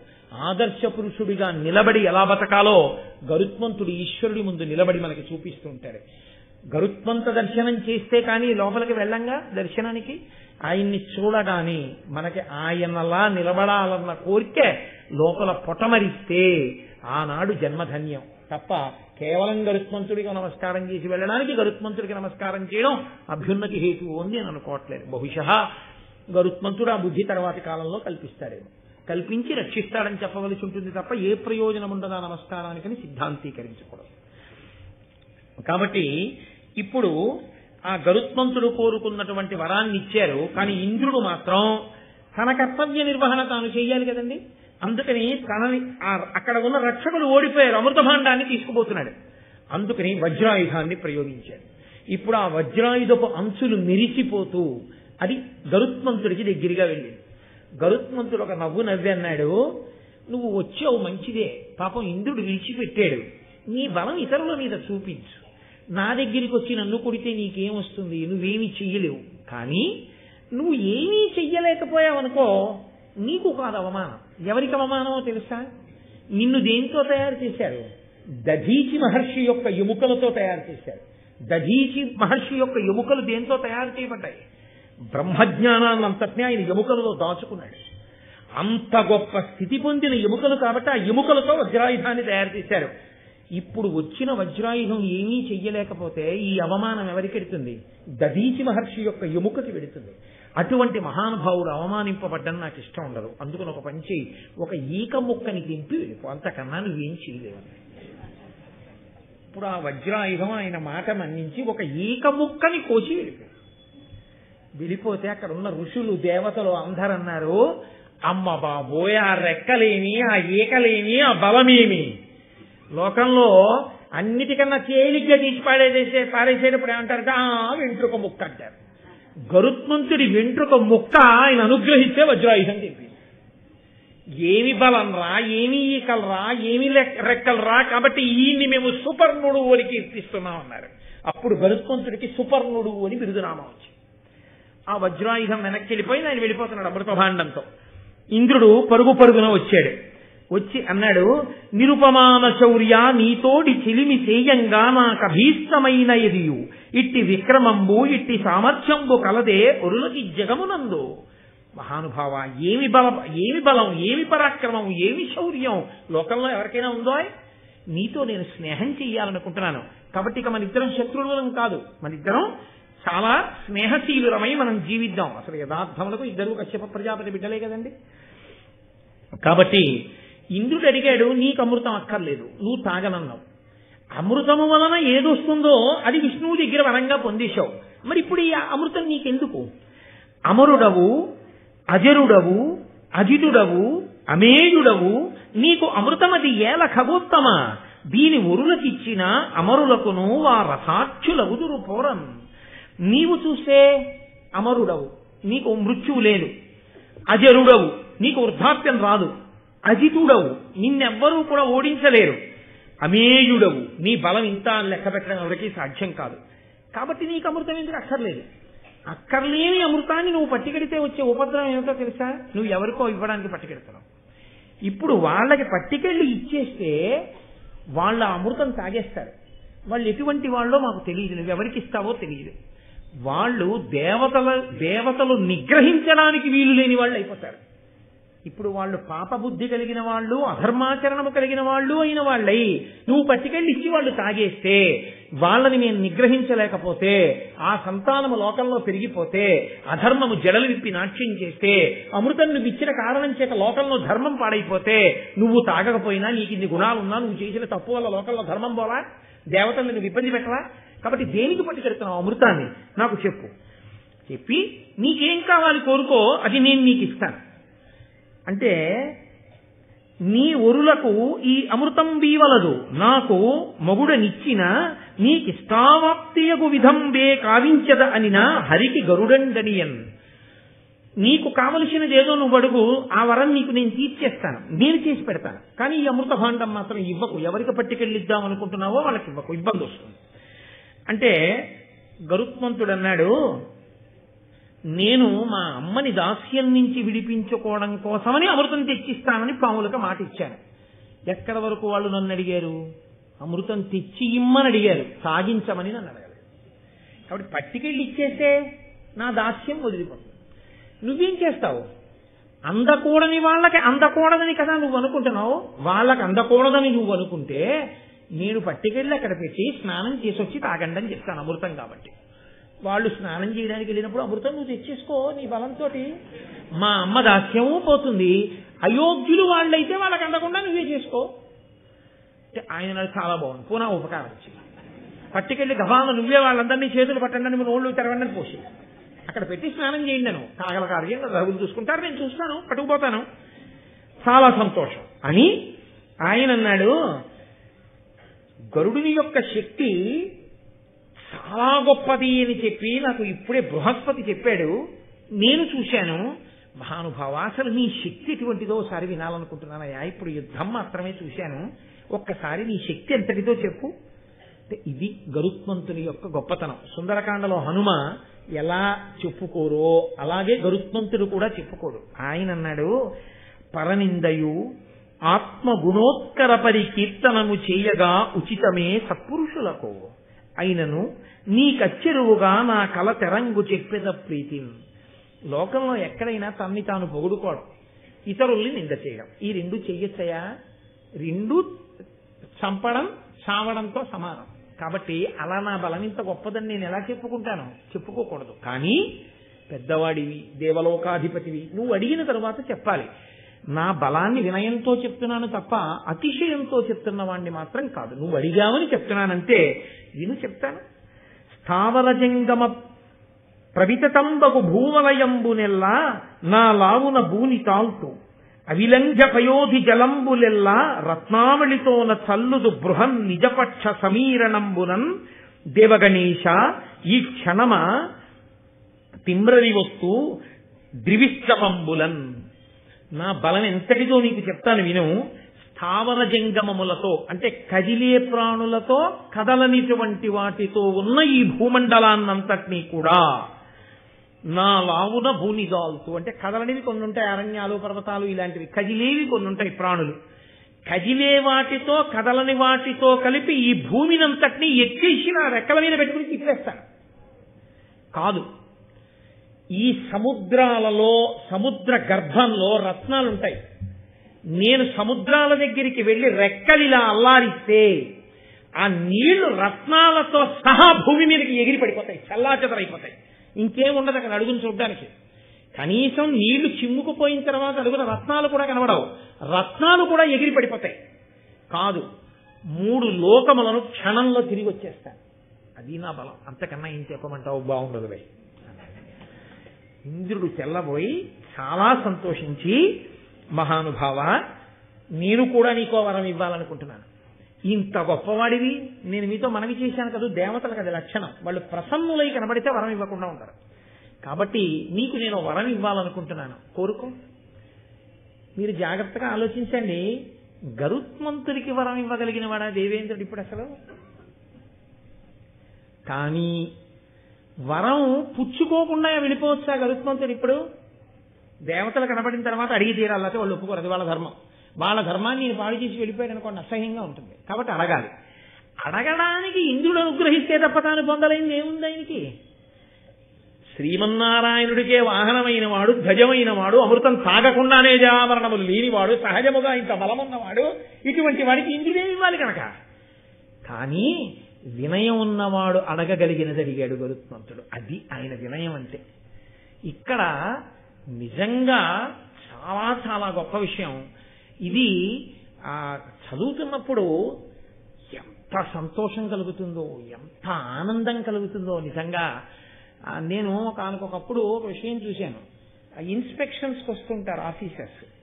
ఇన్స్పెక్షన్స్కి వస్తే వాళ్ళు ఏం చేస్తారంటే ఆ ఆఫీస్ కంతటికి కూడా అధికారి ఏదో అందరికన్నా ఓ మంచి కుర్చీలో కూర్చుంటాడు కదండి, కాస్త అటు ఇటు తిరిగే కుర్చీలోనన్నా కూర్చుంటాడు. ఎదురుగుండా ఉన్న వాళ్ళు అలా తిరగడానికి వీలు లేని కుర్చీలో కూర్చుంటారు. అది మంచిదే కూడా. వాళ్ళు కూడా అలా తిరిగే కుర్చీలో కూర్చుంటారో సరదాగా ఉందని అటు ఇటు తిరిగాడు అనుకోండి, చెప్పేది మర్చిపోతారు. ఆయనకు కోపం వస్తుంది. ఆయనకి తిరిగే కుర్చీ అవసరం, మనకి తిరగకుండా కూర్చునే కుర్చీ అవసరం పనిచేసేవాడికి. కాబట్టి ఈ వచ్చిన ఆయన కన్నా పెద్ద అధికారి.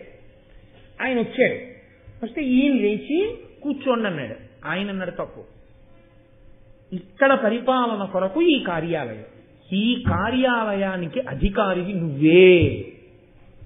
ఆ కుర్చీలో నువ్వే కూర్చోవాలి. నువ్వు లేచిపోయి నేను కూర్చోకూడదు, నువ్వే కూర్చోవాలి. నీ ఎదురుగుండా కూర్చున్నా నా అధికారం ఏమిటో తెలుసా? ఆ కుర్చీలో కూర్చుని ఏం చేస్తున్నావు అని నేను అడగాలి తప్ప నిన్న ఆ కుర్చీలోంచి ఇంకో కుర్చీలో కూర్చోబెట్టి నేను ఆ కుర్చీలో కూర్చుని ఇంతకన్నా పెద్దవాడిని ఆ కుర్చీలో కూర్చుని ఈ కుర్చీలో కూర్చుని నువ్వేం చేస్తున్నావు అడగడానికి ఈ కుర్చీలో కూర్చునే అధికారం నాకే ఉంది. నేను కూర్చోకూడదు. ఇంతకన్నా పెద్ద కుర్చీలో కూర్చున్నాను, మళ్ళీ కుర్చీ ఏంటి? ఇందులో కాదు నేను కూర్చోవలసి. ముందు నా ధర్మం పాటిస్తే నీ ధర్మాన్ని నేను అడుగుతా, నువ్వే కూర్చో, నేను ఎదురుగుండా కూర్చొని అడుగుతా అన్నాడు ఆయన. నేను చాలా సంతోషం పొందాను. అబ్బా, ఇన్నాళ్లకు ఒక ధార్మికుడైన అధికారిని చూశాను రా. నాటి నుంచి ఈనాటి వరకు మళ్ళీ కుర్చీలో అలా కూర్చొని వాడిని నేను చూడాలి. కాబట్టి ఉంటారు మహాత్ములు, అంత మర్యాద పాటించగలిగిన వాళ్ళు ఉంటారు. కాబట్టి చూడండి, ఆయన అన్నాడు ఇంద్రుడు, నాకు అభిమతమనరించి నీకిష్టము చెప్పుకొనుమనినా దుర్మదులై మాకిట్లహితము చేసిన ఆ కద్రువ పుత్రుల అశనమయ్యడు నాకు. నువ్వు వరం అడగమన్నావు కాబట్టి నేను అడుగుతున్నాను. మా అమ్మనంత బాధ పెట్టారు. అయ్యో, మన పెద్ద తల్లి అని ఆలోచించలేదు, మన పిన్నమ్మ అని ఆలోచించలేదు. కాదు, పాపం మా అమ్మ అంత ఊడిగం చేస్తుంటే ప్రేమతో ఎప్పుడు వద్దులే అమ్మా, ఎందుకు ఆ దాస్యం అక్కర్లేదని విడుదల చేయలేదు. నేను పుట్టిన తర్వాత నాతో కూడా దాస్యం చేయించుకున్నారు. నేనే వెళ్ళి బాధపడుతూ అడిగితే, పోన్లే ఇన్నాళ్ళు చేశారు కదా తమ్ముడు, దీనికి నువ్వేదో తీసుకొస్తే దాస్యం విడుదల పొందాలా? అక్కర్లేదు, హాయిగా ఇవాళ నుంచి నువ్వు ఎప్పుడూ మాకు తమ్ముడివి, సంతోషంగా ఉండు అని అనలేదు. కారణం లేకుండా ఎప్పుడూ వైరం పెట్టుకుని మా మీద ఎప్పుడూ మా బలాన్ని వాళ్ళ ఉన్నతికే ఉపయోగించుకోవాలని కోరుకున్నారు. అది నాకు కడుపులో నిప్పు కడికగా ఉండిపోయింది. పోరు నష్టం పొందు లాభం అని నేను మీకు చెప్పే కదండి. అది ఉండిపోయింది నాకు మనసులో. కాబట్టి ఇప్పుడు నిన్ను వరం అడుగుతున్నాను, ఈ లోకాలలో ఎక్కడ ఉన్న పాములైనా నాకు ఆహారం అయిపోవాలి, కాబట్టి నాకు ఆ వరం అని ఆయన అన్నాడు. నేను ఆ పాముల్ని ఆహారంగా చేసుకోవడానికి నిజానికి నువ్వు వరం ఇవ్వక్కర్లేదు, నేనే తినేయగలను. అయినా నేను ఎందుకు అడుగుతున్నానో తెలుసా? ఇందాక అన్నానే, ఎదురు కుర్చీలో కూర్చుని ఆ కుర్చీలో కూర్చున్నవాడిని అడిగినట్టు. భవదభిరక్షములకు నీ భువనంబులయందు సర్పములు త్రిమ్మరుటన్ దివిజాధిపా నీ కిరిగింపింపవలసే నీ ఆజ్ఞ నాకు పడయగవలసను. ఈ భువనములన్నింటి మీద నీకు ఆధిపత్యం ఉంది, ఇంద్రుడివి కాబట్టి. పాములు అక్కడ తిరుగుతూ ఉంటాయి, నేను వెళ్ళి తింటాను. అప్పుడు అవి నిన్ను ప్రార్థిస్తే నువ్వు వచ్చి నా పరిపాలనలో ఉన్నవి అవి నన్ను ప్రార్థించే, నువ్వు అలా తినేయచ్చా అనో మాట అనొచ్చు. నీ పరిపాలనలో ఉన్నదాన్ని నేను తినేసే ముందు నీ అనుమతి అడిగితే గౌరవంగా ఉంటుంది, అందుకు అడిగేవాళ్ళం. నిజంగా నేను తినేసి నువ్వు అడిగినా నిన్ను నేను సావగొట్టేయగలను, కానీ అలా చెయ్యను. ఆ మాట నా నోటి వెంట రాకూడదు. ఎక్కడి మర్యాద అక్కడే. కాబట్టి వరం రూపంలో నీ అనుమతి పుచ్చుకుంటే నువ్వు జోక్యం చేసుకో. అప్పుడు నేను వరం ఇచ్చానయ్యా నువ్వు తప్పుకోవచ్చు. నువ్వు నా మీదకి యుద్ధానికి రావక్కర్లేదు, నిన్ను నేను ఓడించక్కర్లేదు. 10 మాటలు ఇంద్రుణ్ణి ఓడించచ్చు.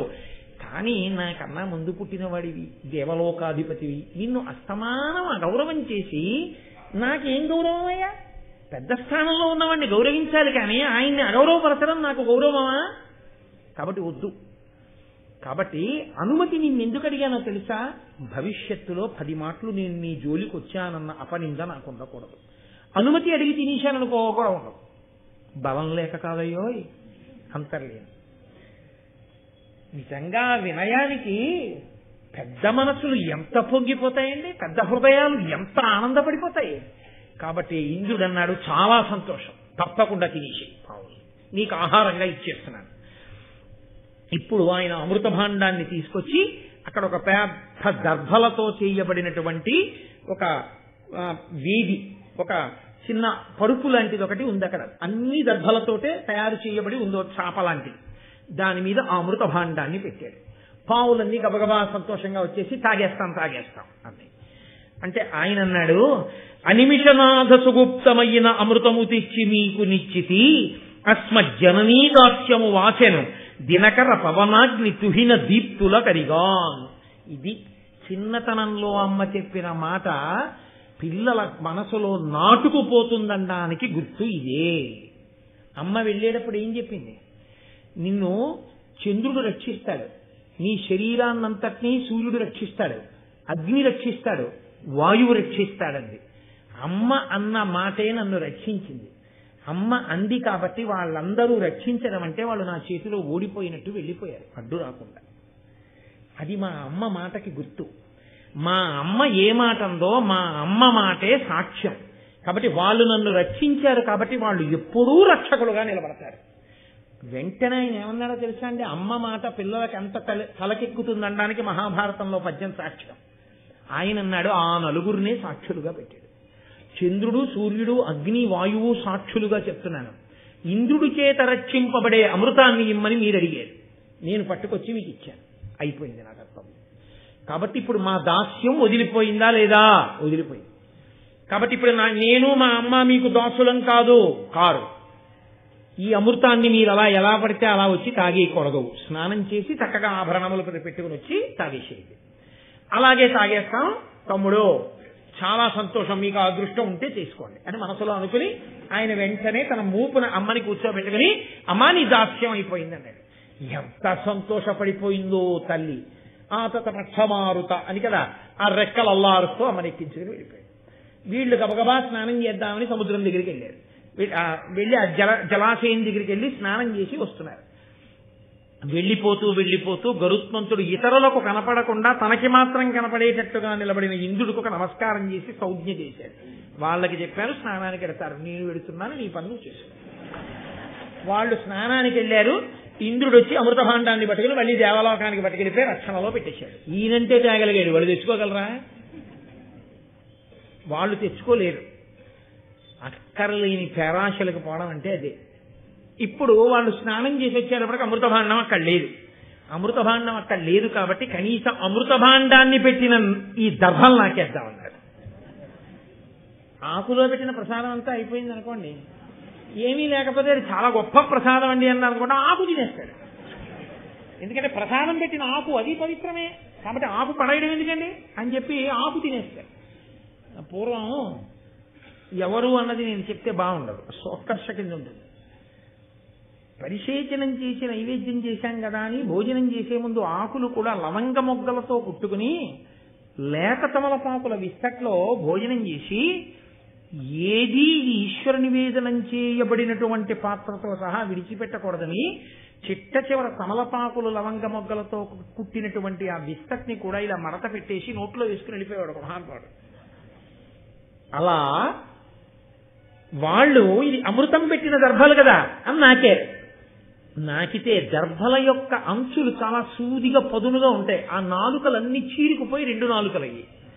పావులన్నిటికీ బిజిహ్వులు అని పేరు వచ్చింది. 2 నాలుకలు పావులో ఉండడానికి కారణం అప్పటి నుంచి వచ్చింది. సంతానం కూడా అలాగే పుట్టుకొచ్చింది. కాబట్టి అలా పావులకి దక్కింది ఏమిటి అంటే 2 నాలుకలు అయిపోయాయి. గరుత్మంతుడికి దక్కింది ఏమిటి అంటే శ్రీ మహావిష్ణువుకి ధ్వజమై, శ్రీ మహావిష్ణువుకి వాహనమై, అమృతం తాగకుండా జరామరణములు లేనివాడై, మహానుభావుడై, లోకములకు ఎన్నో ధర్మములను నేర్పినవాడై, తల్లి దాస్యమును విడిపించినవాడై, ప్రయోజకుడై, తల్లిదండ్రుల యొక్క ఆనందములకు కారకుడై, దేవతల చేత కీర్తింపబడినవాడై, స్మరించినంత మాత్రం చేత, కథ విన్నంత మాత్రం చేత ఆయన అనుగ్రహంతో మనందరినీ కూడా రక్షించేటటువంటి స్వభావము కలిగిన మహాపురుషుడయ్యాడు. అందుకే ఎక్కడ గరుత్మంతుడి కథ చెప్తారో అక్కడ